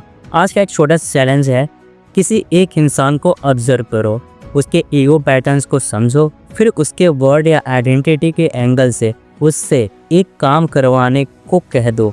ये काम ऑफिस में, घर या दोस्तों के साथ भी ट्राई कर सकते हो। जो खुद को बदल दे, दुनिया उसके साथ बदल जाती है। सोचिए एक इंसान अपने आप को क्या समझता है, मैं तो हमेशा हारने वाला हूँ, मैं किसी लायक नहीं हूँ, मैं जिंदगी में कुछ बड़ा नहीं कर सकता। ऐसे लोगों के साथ दुनिया भी वही करती है जो वो खुद अपने साथ करते हैं, इग्नोर, रिजेक्ट, फॉरगेट। पर अगर वही इंसान एक दिन खुद को हीरो समझने लगे तो दुनिया उसे क्राउन पहना देती है। पावर का असली सोर्स है सेल्फ इमेज, और यही है the laws of human nature का लॉ 8 का सीक्रेट। बात है 1913 की। यूनाइटेड स्टेट ऑफ अमेरिका का एक अजीब सा लड़का था, चार्ली चैपलिन। छोटी हाइट, अजीब कपड़े, चेहरा हमेशा उदास। बचपन में पिता छोड़ गए, माँ पागल हो गई और कभी पेट भर खाना नहीं मिला। लेकिन चार्ली ने एक चीज को कभी नहीं छोड़ा, अपने सेल्फ इमेज को खुद डिफाइन करना। जब लोग उससे कहते तू कॉमेडियन नहीं बन सकता, तो वो मिरर के सामने जाके एक्टिंग करता। वो अपने दिमाग को कन्विंस करता मैं दुनिया का सबसे बड़ा परफॉर्मर हूँ। वो अपने लिए स्टेज बनाता, खुद ही ऑडियंस बनता और हर रोज अपनी ही आंखों में एक नए चार्ली को देखता। एक दिन उसने बोला, मैं दुनिया को हंसाऊंगा पर पहले मैं खुद को बिलीव कराऊंगा। और वही हुआ। 1914 में जब उसका silent film the tram release हुआ, दुनिया पागल हो गई। लोगों ने पहली बार देखा गरीबी, दर्द और स्ट्रगल भी फनी हो सकता है, पर असली मैजिक क्या था? चार्ली ने दुनिया को नहीं, अपने आप को बदला और दुनिया ने उसकी इमेज को सच मान लिया। रॉबर्ट ग्रीन कहते हैं, हर इंसान एक स्टोरी में जीता है जो उसने खुद बनाई होती है। अगर आप किसी को चेंज करना चाहते हो तो उसके बिहेवियर को नहीं, उसके सेल्फ इमेज को चेंज करो। जब एक टीचर स्टूडेंट से कहता है तू तो इंटेलिजेंट है यार, बस फोकस नहीं करता, तब स्टूडेंट खुद को इंटेलिजेंट समझने लगता है। वही स्टूडेंट जब एग्जाम में टॉप करता है तो सब कहते हैं ये तो गिफ्टेड है। नहीं, वो गिफ्टेड नहीं, उसका सेल्फ इमेज गिफ्टेड बन गया। अब बात करते हैं पावर का असली गेम। तुम किसी और के दिमाग में उसका इमेज कैसे बदल सकते हो। जर्मनी 1930। वर्ल्ड वॉर फर्स्ट के बाद जर्मनी बर्बाद था। गरीबी, बेरोजगारी, लोग थक चुके थे, खुद को हर तरफ से हार चुका मानते थे। तब स्टेज पर आया एक आदमी, एडोल्फ हिटलर, एक मीडियोकर आर्टिस्ट जिसने आर्मी में कुछ खास नहीं किया था, पर एक स्किल उसके पास थी, मास सेल्फ इमेज प्रोग्रामिंग। उसने जर्मन लोगों को बताया, तुम कमजोर नहीं, दुनिया की सबसे शक्तिशाली रेस हो, तुम हारे नहीं हो, तुम्हें दुश्मन ने धोखा दिया है, तुम्हारा हक है दुनिया पर राज करना। उसने उनकी आंखों में एक नई आइडेंटिटी डाल दी, एक विक्टिम नहीं, वॉरियर की। और फिर पूरी एक जनरेशन ने अपना पुराना इमेज तोड़ दिया। रिजल्ट, दुनिया का सबसे खतरनाक युद्ध का जन्म हुआ। ये लॉ पावरफुल है, पर अगर ये गलत इंसान के हाथ लगे तो ये दुनिया को डिस्ट्रॉय भी कर सकता है। रॉबर्ट ग्रीन कहते हैं कि लोग अपने आप को वैसे ही देखते हैं जैसे आप उन्हें देखते हो। सोच कर देखो, एक बॉस अगर किसी एम्प्लॉय को हमेशा कहता है तुझसे कुछ नहीं होगा, तो वो इंसान कभी कुछ नहीं कर पाता। पर अगर वही बॉस बोले तू तो मेरी टीम का स्ट्रॉन्गेस्ट प्लेयर है, तब वो एम्प्लॉय अपने अंदर से कुछ निकालता है जो शायद उसे भी नहीं पता होता था। ये है लीडरशिप का असली टूल, सेल्फ इमेज इंजीनियरिंग। अगर आप किसी का सेल्फ इमेज सीक्रेटली चेंज करना चाहते हो तो ये 3 स्टेप फॉलो करो। Step 1, label positively. उसे ऐसे लेबल दो जो वो सुनना चाहता है। तू तो सबसे काम इंसान है, तू तो सबसे इंटेलिजेंट है। Step 2, mirror that identity. उसके एक्शन के बाद उसके आइडेंटिटी को रेनफोर्स करो, जैसे कि देखा मैंने बोला था ना तू इंटेलिजेंट है। Step 3, give role not just advice. उससे बोलो मुझे लगता है कि तुझ में लीडर बनने की क्वालिटी है। अब वो हर काम लीडर वाली आइडेंटिटी से करेगा। लोग अपने रोल से चिपक जाते हैं अगर वो उन्हें सूट करे। अब सोचिए, आप अपने दुश्मन का इमेज बदल कर उसे अपना सपोर्टर बना सकते हो, या एक टॉक्सिक इंसान को खुद पे सेम फील करा के उसका बिहेवियर ट्रांसफॉर्म कर सकते हो। लॉ 8 का ये वजह है कि ये एक मैनिपुलेटर का फेवरेट टूल है, पर इसका लाइट साइड भी है। कभी किसी को देखा है जिसकी आंखों में हार हो लेकिन दिल में छुपी हो एक जीत की चिंगारी? कुछ लोग क्रिमिनल बन जाते हैं, कुछ जीनियस बन जाते हैं, लेकिन अक्सर फर्क होता है किसी एक इंसान का उनकी जिंदगी में आकर उनका इमेज बदल देना। आज आपको एक ऐसे टीचर की कहानी सुनानी है जो एक पूरी जनरेशन को तोड़ने नहीं गढ़ने आया था। न्यूयॉर्क सिटी 1980, ब्रोनिक्स का एक स्कूल जहां स्टूडेंट स्कूल नहीं जंग का मैदान समझते थे। फाइट, ड्रग्स, ड्रॉप आउट, ये सब कॉमन था। टीचर डरते थे, पेरेंट्स गिव अप कर चुके थे। तब एक टीचर आया, मिस्टर रॉन क्लार्क। जब वो क्लास में पहली बार गया तो एक लड़का बोला, क्या तुम भी वही बकवास पढ़ाने आए हो? क्लार्क ने कहा, मैं पढ़ाने नहीं, तुम्हारे अंदर छुपे साइंटिस्ट को जगाने आया हूँ। सब हंस पड़े, लेकिन रॉन क्लार्क ने एक रूल फॉलो किया, हर स्टूडेंट के नाम के साथ एक पॉजिटिव टैग लगाना, जैसे तू तो मेरी क्लास का आइंस्टीन है, तू तो बॉर्न लीडर है, तू तो प्रॉब्लम सॉल्वर है। और वो टैग बार बार रिपीट करता था सबके सामने ब्लैक बोर्ड पर, रिपोर्ट कार्ड में। शुरुआत में स्टूडेंट कंफ्यूज हुए, फिर कुछ स्टूडेंट एक्ट करने लगे जैसे वो वैसे हैं, और फिर वो वैसे बन गए। एक लड़का था, नाम था Jerome,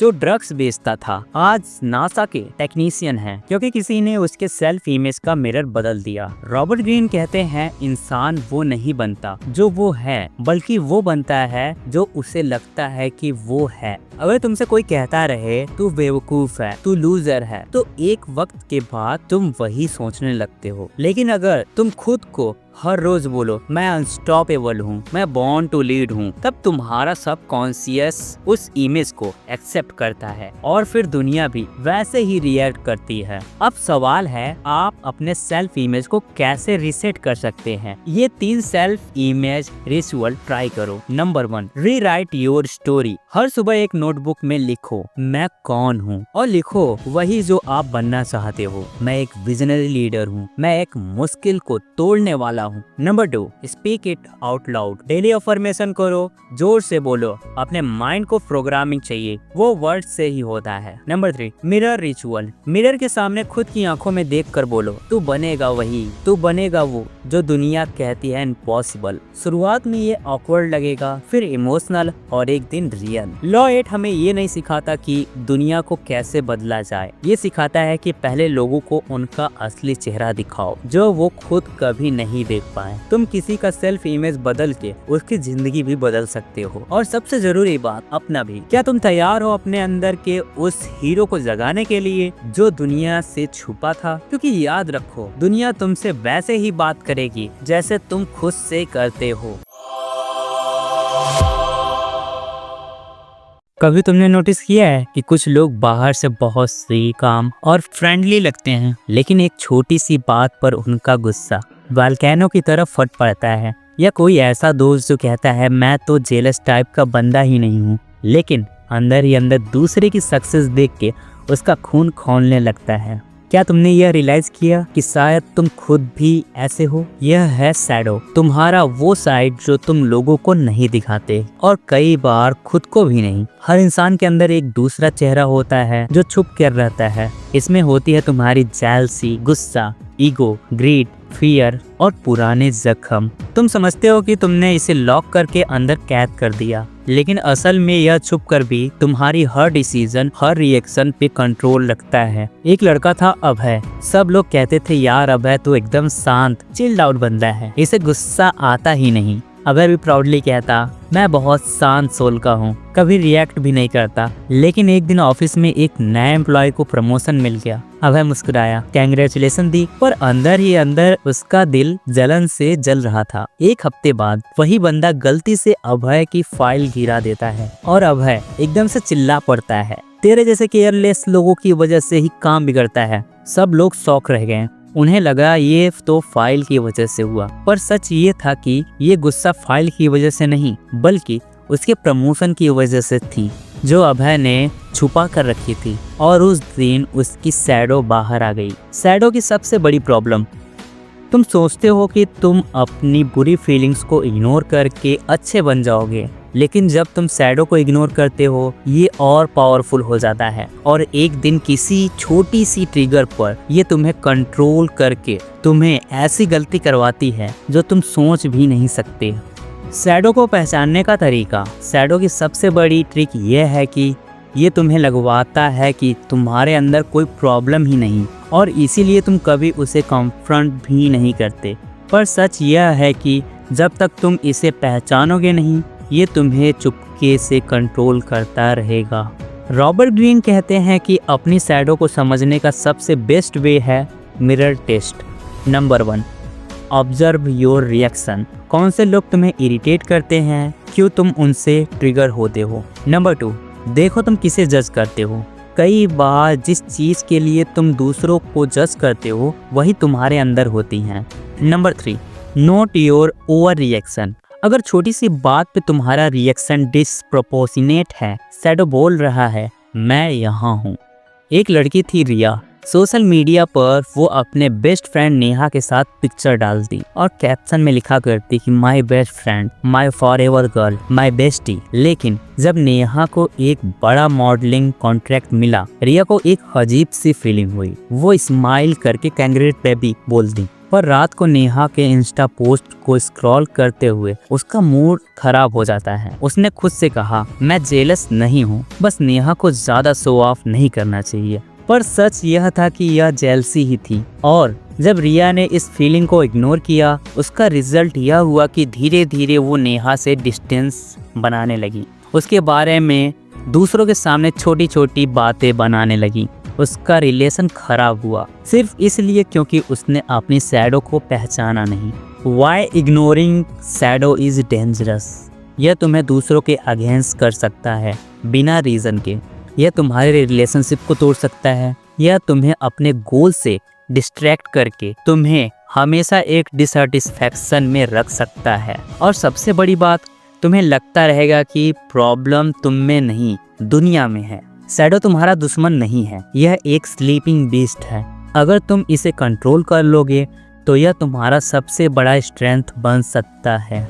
step 1, accept without judgment. Shadow को एक्सेप्ट करो जैसे तुम अपने एक पुराने दोस्त को एक्सेप्ट करते हो। अगर तुम जेलस हो, पोसेसिव हो, कॉम्पिटिटिव हो, अपने आप से बोलो यस यह मेरी एक साइड है पर यह मेरी वैल्यू डिफाइन नहीं करती। स्टेप 2, एनर्जी को रिडायरेक्ट करो। जेलसी का मतलब है तुम्हें भी वो सक्सेस चाहिए। एंगर का मतलब है तुम्हें इनजस्टिस से प्रॉब्लम है। फियर का मतलब है तुम्हें अपने कंफर्ट जोन से बाहर निकलना चाहिए। शैडो के एनर्जी को किसी प्रोटेक्टिव डायरेक्शन में डाल दो। एग्जाम्पल के लिए जेलस, उस पर्सन से सीखो कैसे वो वहां तक पहुंचा। एंगर, उस इमोशन को क्रिएटिव या स्ट्रेटेजिक एक्शन में बदलो। आर्यन एक कॉर्पोरेट जॉब में था। उसका बॉस हमेशा उसके आइडियाज को रिजेक्ट करता और उसके कलीग का प्रमोशन हो गया। आर्यन के अंदर इंटेंस जेलसी और गुस्सा था। पहले उसने ब्लेम गेम खेला, यह सब पॉलिटिक्स है, लक नहीं है मेरे पास। पर जब उसने अपने गुस्से का रूट समझ लिया, उसने रियलाइज किया कि अपना फुल पोटेंशियल दिखाने की जगह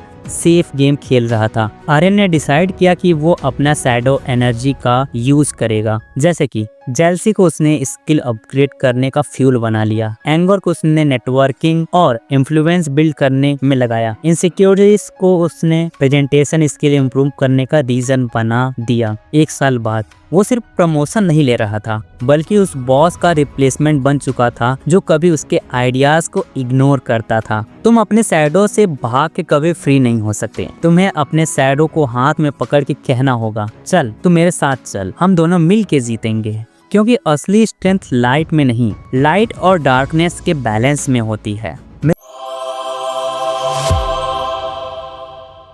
हर दोस्त तुम्हारी खुशी में खुश नहीं होता। कोई तुम्हारी बाइक की तारीफ करेगा लेकिन दिल में सोच रहा होगा कि काश मेरे पास होती। कोई तुम्हारे प्रमोशन पे क्लैप करेगा लेकिन सीक्रेटली चाहेगा कि तुम फेल हो जाओ। ये फीलिंग है एनवी, सबसे डेंजरस पॉइजन जो दोस्ती के मास्क के पीछे छुपा हुआ रहता है। और अगर तुमने इसे समझना नहीं सीखा तो एक दिन तुम्हारे अपने ही तुम्हें नीचे गिरा देंगे। आज हम रॉबर्ट ग्रीन की book the laws of human nature का law 10 the law of envy decode करेंगे और जानेंगे कि कैसे एनवी को पहचाना जाए, हैंडल किया जाए और अपनी सक्सेस को प्रोटेक्ट किया जाए। रॉबर्ट ग्रीन कहते हैं कि जेलसी और एनवी में डिफरेंट होता है। जेलसी का मतलब मेरे पास जो है वो कोई और ना ले। एनवी का मतलब है दूसरे के पास जो है वो उसके पास ना रहे। एनवी का प्रॉब्लम ये है कि ये इंसान को अंदर ही अंदर पॉइजन कर देता है। और सबसे डेंजरस बात, एनवी ओपनली नजर नहीं आता। लोग कभी खुद को एडमिट नहीं करते कि वो जेलस हैं। वो हमेशा दिखाते हैं सपोर्ट, दोस्ती या नेचुरल रिएक्शन के रूप में, लेकिन असली में वो तुम्हारे अगेंस्ट साइलेंटली फायर चलाते हैं।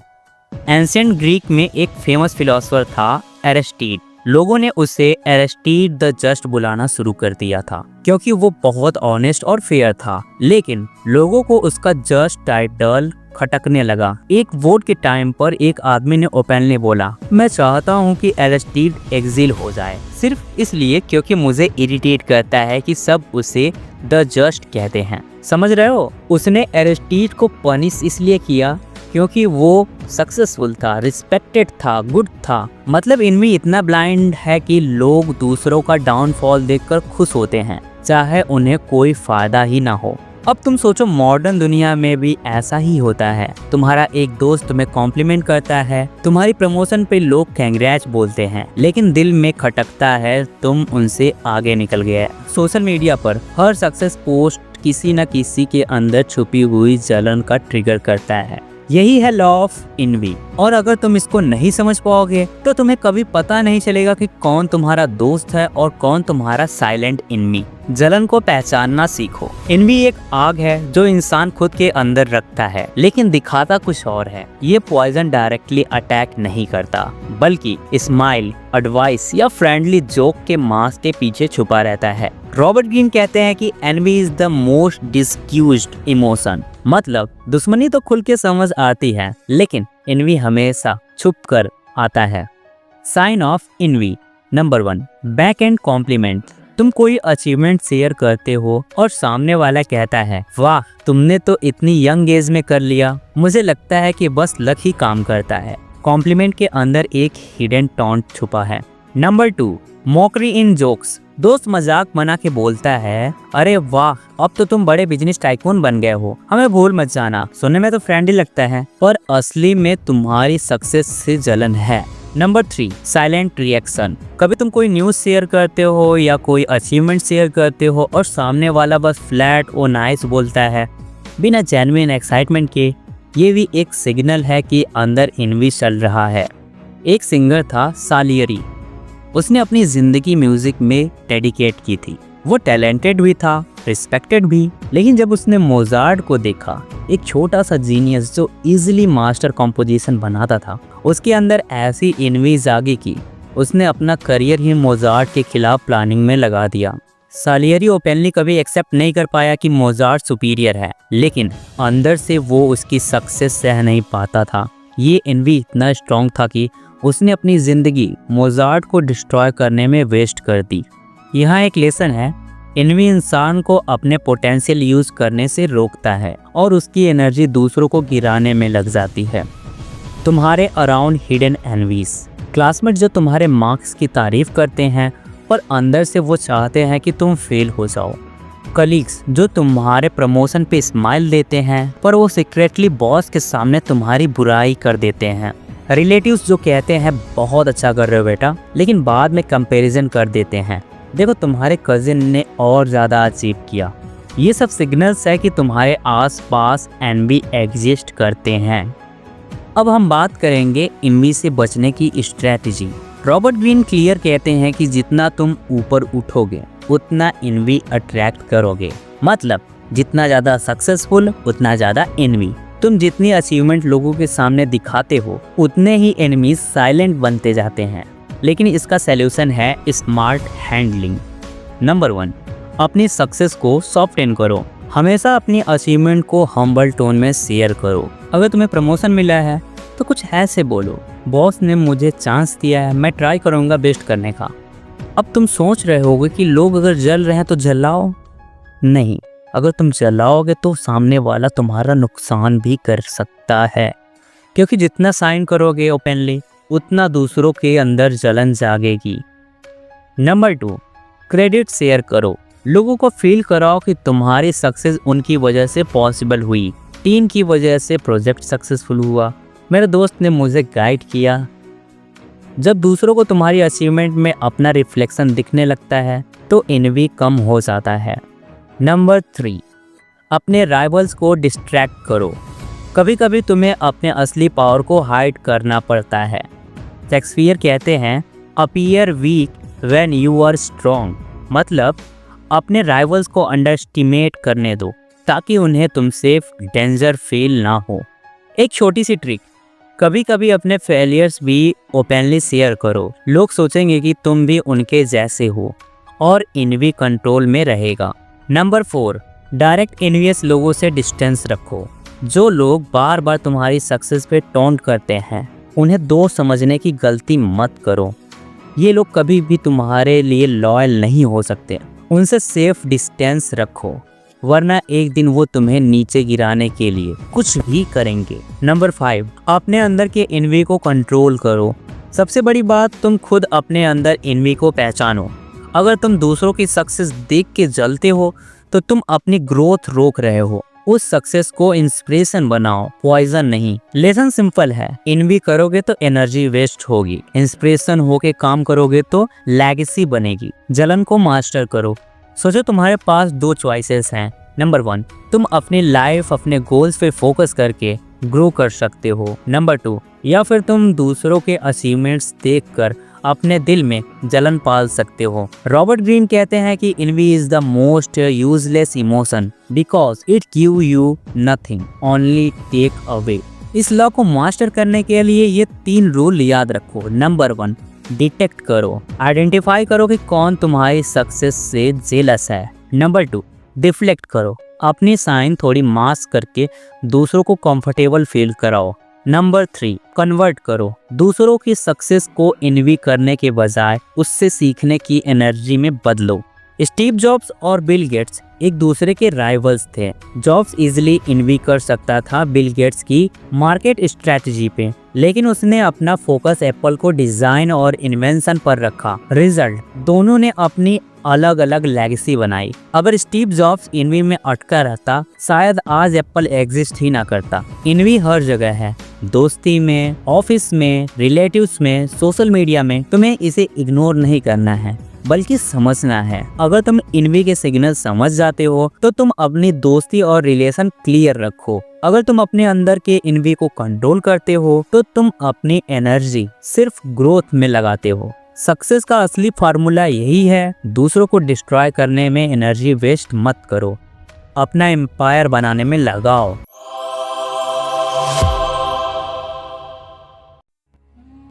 सोचो तुम्हारे सामने एक ऐसा आदमी खड़ा है जिसके पास दुनिया की सबसे बड़ी आर्मी है, करोड़ों के रिसोर्सेस हैं, हर जगह उसका नाम है, लोग उसे गॉड जैसा मानते हैं। उसे लगता है कि वो दुनिया में कुछ भी कर सकता है और कोई उसे रोक नहीं सकता।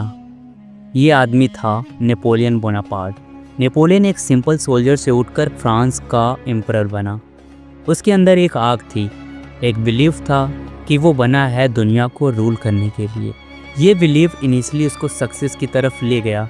उसने यूरोप के हाफ से ज़्यादा टेरिटरी जीत ली। लोग उसे जीनियस बोलते थे। लेकिन धीरे धीरे नेपोलियन को अपनी पावर का नशा चढ़ने लगा। उसे लगने लगा कि वो एक इंसान नहीं बल्कि एक सुपरमैन है। उसने डिसाइड किया कि वो रसिया को कॉन्कर करेगा, लेकिन उसने अपनी लिमिट्स को इग्नोर कर दिया, हर वार्निंग को निगलेक्ट कर दिया और रिजल्ट, रसिया का एक्सट्रीम विंटर, सप्लाई ख़त्म, शोल्डर मारे गए और नेपोलियन की पूरी आर्मी कोलैप्स हो गई। यही होता है जब ग्रैंडियोसिटी इंसान को अंधा बना देती है, जब इंसान अपने लिमिट्स को इग्नोर करके समझता है कि दुनिया उसके लिए बनाई गई है। और नेपोलियन की स्टोरी सिर्फ एक हिस्ट्री का एग्जाम्पल नहीं है, ये हम सब की लाइफ में छुपी एक रियलिटी है। कभी एग्ज़ाम में हमें लगता है कि एक दिन पढ़ लेंगे सब हो जाएगा, कभी बिजनेस में लगता है कि मेरा आइडिया यूनिक है, मैं फेल नहीं हो सकता, कभी रिलेशनशिप में लगता है कि मैं परफेक्ट हूँ, मुझसे गलती हो ही नहीं सकती। लेकिन सच क्या है, हम सब के पास लिमिट्स हैं। प्रॉब्लम तब शुरू होती है जब हम अपने लिमिट्स को एक्सेप्ट करने के बजाय उन्हें इग्नोर कर देते हैं।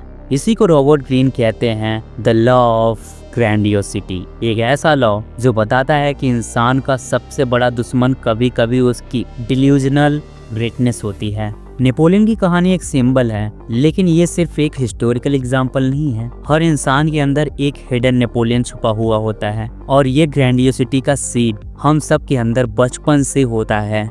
जब हम छोटे होते हैं हमें लगता है कि दुनिया हमारे लिए बनी है। बेबी को जब भूख लगती है वो रो लेता है और माँ तुरंत दूध पिला देती है। उसके माइंड में एक इल्यूजन क्रिएट होता है, मैं सेंटर ऑफ यूनिवर्स हूँ। जैसे जैसे हम बड़े होते हैं रियलिटी हमें थोड़ा थोड़ा दिखती है, दुनिया हमारे हिसाब से नहीं चलती, लेकिन अंदर का ईगो कभी मर नहीं पाता। ये ईगो हमेशा हमें पुश करता है, तू स्पेशल है, तू ऑर्डिनरी लोगों के जैसा नहीं है, तू कुछ भी कर सकता है। अब इस इल्यूजन का प्रॉब्लम ये है कि हम अपने आप को लिमिटलेस समझने लगते हैं, लेकिन ट्रुथ ये है कि हम सबके पास बाउंड्रीज होती हैं। हमारी एनर्जी लिमिटेड है, हमारा टाइम लिमिटेड है, हमारी स्किल और नॉलेज लिमिटेड है। जो इंसान अपने लिमिट्स को समझ लेता है वो स्मार्ट डिसीजन लेता है, लेकिन जो इग्नोर करता है उसका डाउनफॉल तय है। आइए इसे एक एग्जाम्पल के साथ समझते हैं। ग्रीक माइथोलॉजी में इकरस को विंग दिए गए थे,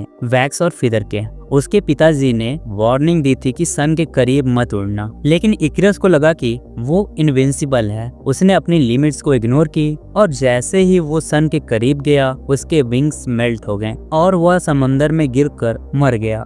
ये कहानी एक टाइमलेस मेटाफोर है। जब इंसान अपनी ग्रैंडियोसिटी में अंधा हो जाता है तो अपनी ही बनाई हाइट से गिरता है। हिटलर शुरू में एक पावरफुल ऑपरेटर था। उसने एक डिवेस्टेड जर्मनी को मोटिवेट किया, उनको होप दी, लेकिन धीरे धीरे उसे लगने लगा कि वो डेस्टिनी का चूजन वन है। उसने सोचा कि वो पूरी दुनिया को डोमिनेट करेगा। रसिया में अटैक करना, वही गलती जो नेपोलियन ने की थी, उसने भी रिपीट की और रिजल्ट जर्मनी की बर्बादी। मॉडर्न एग्जांपल्स आज के टाइम में भी देख लो। एंटरप्रेन्योर्स अपने स्टार्टअप के आइडिया के पीछे इतने कॉन्फिडेंस होते हैं कि उन्हें लगता है कि वो गूगल, अमेज़न जैसा बन जाएंगे, लेकिन ग्राउंड रियलिटी कंपटीशन और मार्केट को इग्नोर कर देते हैं। रिजल्ट 90% स्टार्टअप फेल हो जाते हैं क्योंकि फाउंडर्स अपनी लिमिट्स और रियल चैलेंजेस को अंडरएस्टिमेट कर देते हैं। डेली लाइफ में ग्रैंडियोसिटी ये सिर्फ बड़े लीडर्स का इशू नहीं है, ये हम सब के डेली लाइफ में होता है।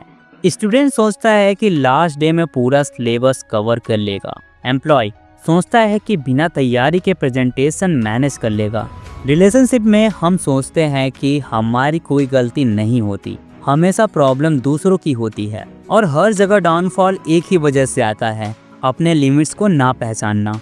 अब सवाल ये है कि हम अपनी ग्रैंडियोसिटी को कंट्रोल कैसे करें, क्योंकि थोड़ा सा ग्रैंडियोसिटी ज़रूरी है, बिना उसके हम बड़े सपने भी नहीं देख पाते। लेकिन जब वो ओवर हो जाता है तब प्रॉब्लम शुरू होती है। नंबर 1, अपनी लिमिट्स को समझो। सबसे पहले अपने लिमिट्स को एक्सेप्ट करना सीखो। ये वीकनेस नहीं बल्कि विजडम है। अगर तुम स्टूडेंट हो तो ये मान लो कि एक दिन में पूरा सिलेबस कवर नहीं होगा, उस हिसाब से प्लान बनाओ।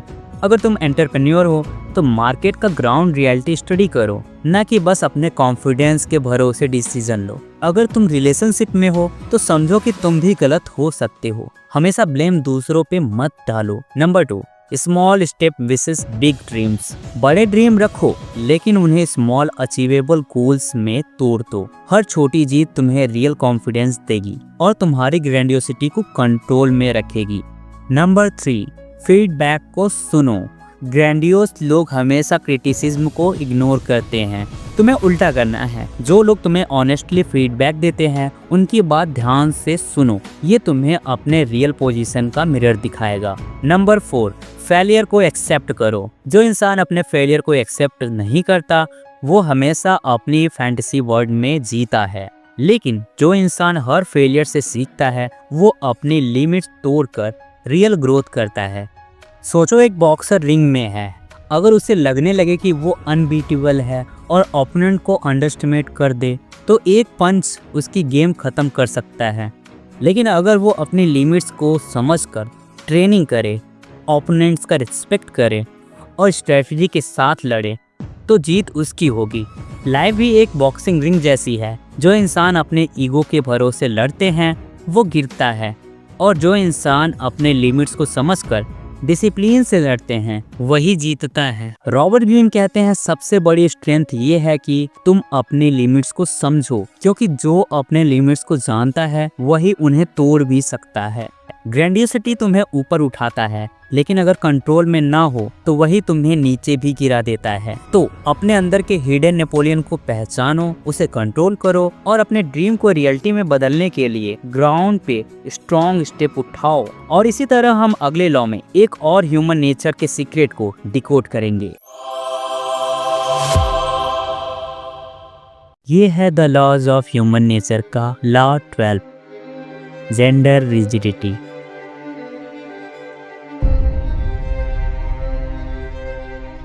कभी कभी ज़िंदगी में ऐसा होता है कि सब कुछ ठीक दिख रहा होता है पर अंदर कुछ डिस्टर्ब सा लगता है। न कोई बड़ी प्रॉब्लम, न कोई इमरजेंसी, फिर भी रेस्टलेसनेस।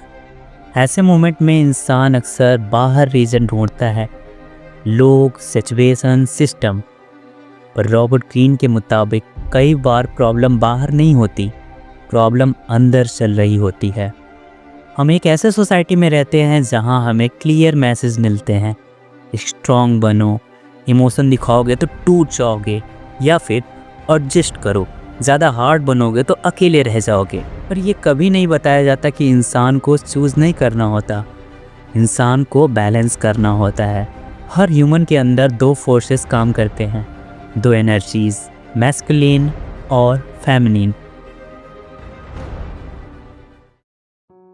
मान लीजिए एक आदमी है जिसका नाम है रोहन। रोहन इमोशनल था, सोचता था, फील करता था, लोगों के मूड्स को समझ लेता था। पर दुनिया ने उसे ये सिखा दिया कि ये क्वालिटीज़ काम की नहीं होती।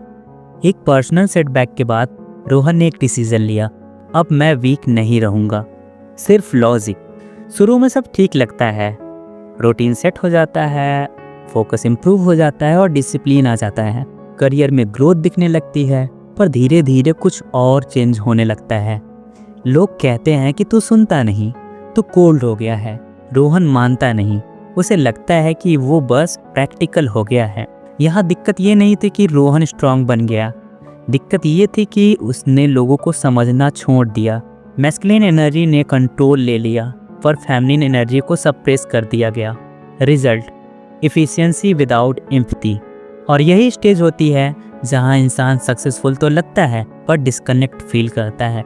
अब जरा उल्टा सिनेरियो देखिए, वही रोहन जब दोबारा लोगों को समझने लगता है, हर किसी के लिए अवेलेबल, हर कॉन्फ्लिक्ट अवॉइड करता हुआ, boundary zero, adjustment unlimited.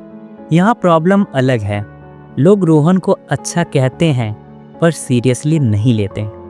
Decision उसके ऊपर थोप दिए जाते हैं, उसकी काइंडनेस का मिसयूज होता है। यहाँ फेमिनिन एनर्जी स्ट्रॉन्ग है पर मैस्कुलिन मिसिंग है। No direction, no boundary, no authority. Robert Greene कहते हैं कि एक्सट्रीम दोनों तरफ खतरनाक होता है। सिर्फ स्ट्रॉन्ग बनोगे तो लोग तुमसे डरते हैं, कनेक्ट नहीं करते। सिर्फ सॉफ्ट बनोगे तो लोग तुम्हारी रिस्पेक्ट नहीं करते। नेचर बैलेंस चाहती है, ह्यूमन साइकोलॉजी भी। मैस्कुलिन एनर्जी देती है direction, structure, decision, boundary. Feminine energy देती है understanding, intuition, emotional intelligence, adaptability. Power किसी एक में नहीं है, पावर दोनों के बीच में होती है। रॉबर्ट ग्रीन सॉल्यूशन सिंपल रखते हैं। स्टेप 1, ऑब्जर्व करो तुम कौन से एक्सट्रीम पे हो। स्टेप 2, जो मिसिंग है उसे कॉन्शियसली प्रैक्टिस करो। ज़्यादा इमोशनल हो, डिसिप्लिन लाओ। ज़्यादा रिजिड हो, लिसनिंग सीखो। स्टेप 3, इमोशन फील करो पर डिसीजन इमोशन से मत लो। यही मैच्योरिटी है।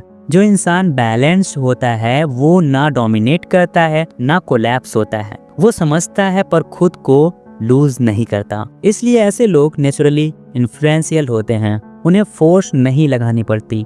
तुम्हें अपने नेचर को मारने की ज़रूरत नहीं है, तुम्हें उसे पूरा करने की ज़रूरत है।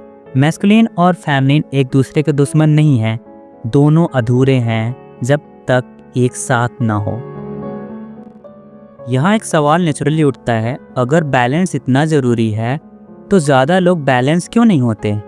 क्यों ज़्यादा लोग या तो बहुत ज़्यादा हार्ड होते हैं या फिर सॉफ्ट? रॉबर्ट ग्रीन कहते हैं क्योंकि बैलेंस नेचुरल नहीं होता, बैलेंस सीखना पड़ता है। हम बैलेंस के साथ पैदा नहीं होते, हम कंडीशनिंग के साथ बड़े होते हैं। बचपन में लड़कों को कहा जाता है कि लड़के रोते नहीं, लड़कियों को कहा जाता है ज़्यादा बोल्ड मत बनो। यहीं से इनबैलेंस शुरू होता है। एक को फील करना शर्मिंदगी लगने लगता है, दूसरे को असर्टिव होना गलत होने लगता है। और यही पैटर्न एडल्ट लाइफ में भी चलते रहते हैं।